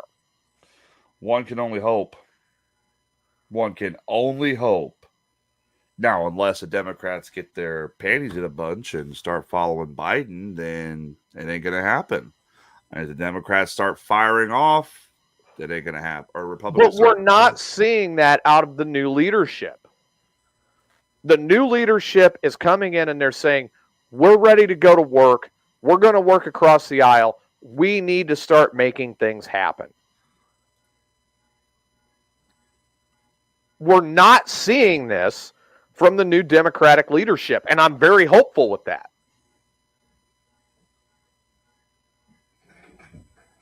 On the flip side of the coin, you have the Republican leadership saying we have improprieties that need to be investigated. And it's time to move forward with those investigations. That may be the bargaining chips.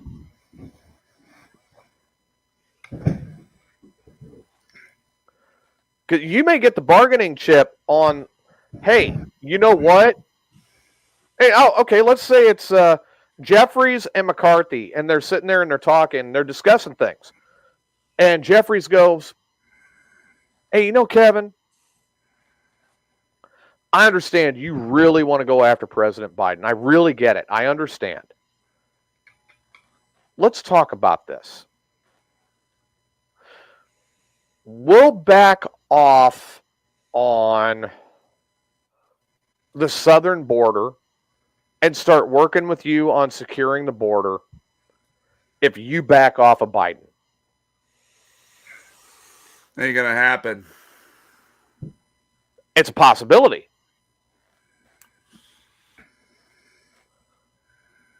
And McCarthy may go, well, why do you want me to back off of Biden? And Jeffries goes, well, he's old, he's senile, and he's out in the next election. Let's let him finish his term and just get him out of there. And we'll deal with it then. Unless he decides to run for a second term, which he's hinting at. Then we're screwed. He may not make it through the primaries, to be honest. I'm going to tell you right now, if he does get elected for a second term, he will not live. And I'm not saying that he is. Think about this. He's 80 years old. He's 80. Well, Trump don't need another term either. Well, no. And yes, I said it, Troy. He don't. He flipped this country upside down, and he was because of the establishment. He was moderately effective.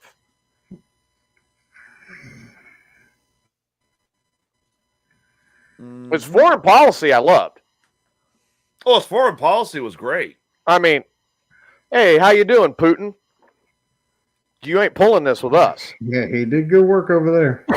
I mean, I did like that. Yeah, and also he was one of the first presidents. He was the first president to go speak to Kim Jong-un. Yeah, he was.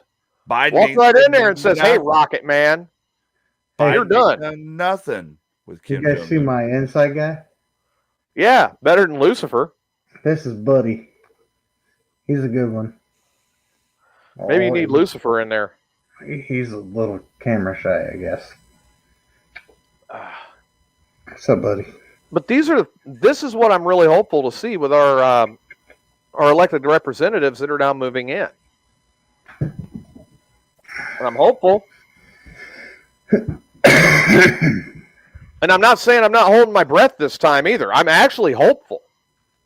Time will tell. Becky says we need someone that's not an old white guy in that office. Well, I'm not going to disagree. Tulsi Gabbard. Maybe we need Jason Wilhite. Oh. No? I love Jay, but no. Jay Maybe we need Troy.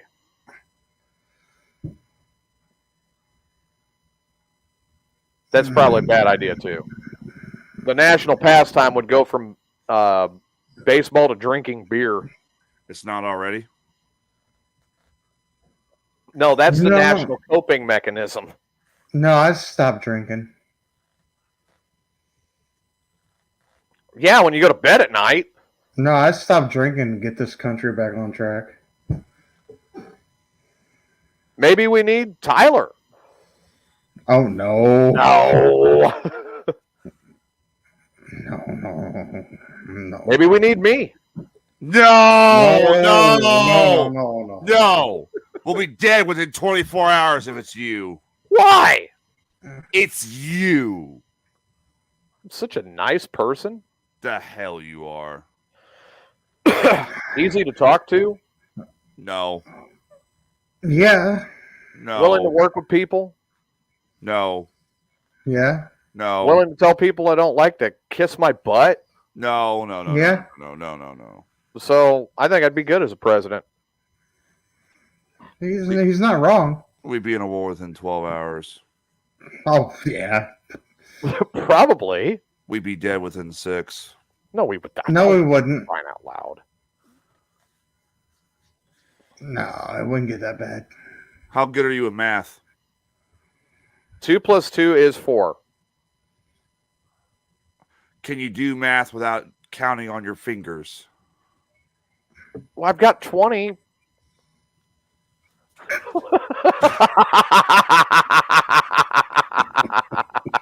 I did that on purpose too.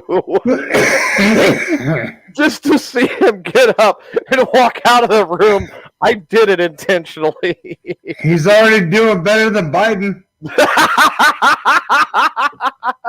And on that note, oh my, that is great.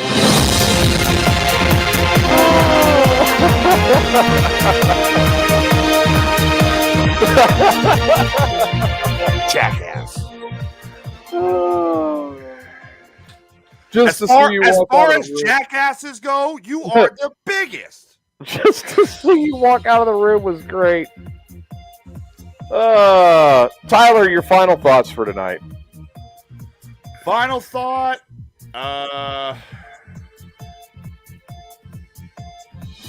Let's just get through the holidays and favorite Indiana Jones film by far is Raiders of the Lost Ark, and then comes Crusade, then Temple of Doom, then Crystal Skull, and hopefully Dial of Destiny will be just as good as Raiders. I doubt it. I don't know. I saw Nazis in it. I saw Nazis. I think I saw communists too. So is he fighting both? It's time travel, I'm guessing. Nah. Yeah. I think it's time travel because they did show a young Indy. Yep. Troy, your final thoughts tonight. I am now 2-0 against Tyler. It's not Thanks something to proud of. our one vote Becky. Oh, I'm sure I'll get messages later. Which is what I would like to call shenanigans. No, sage shenanigans. No, it doesn't qualify as sage shenanigans because it's all about Tyler. Because she's got a secret crush on Tyler. She's not having a secret crush on me. Bull-arky. I thought it was a good show, top to bottom, even though Tyler couldn't be here for most of it because he's a slacker, but yet he gets the votes. I'm sorry. Some of us have to work. Oh, I have to work Monday through Friday. I had to work today. And not only that, but I was also moving a 800-pound air compressor. I mean, that's probably more work than you did all week. Don't worry, Tyler. I found a crystal skull. Top that. And this has been this week's edition of News and Opinion. Thank you, everyone, for tuning in that did, and everyone who made comments in the chat room. We will see you next week. Good night. Good night.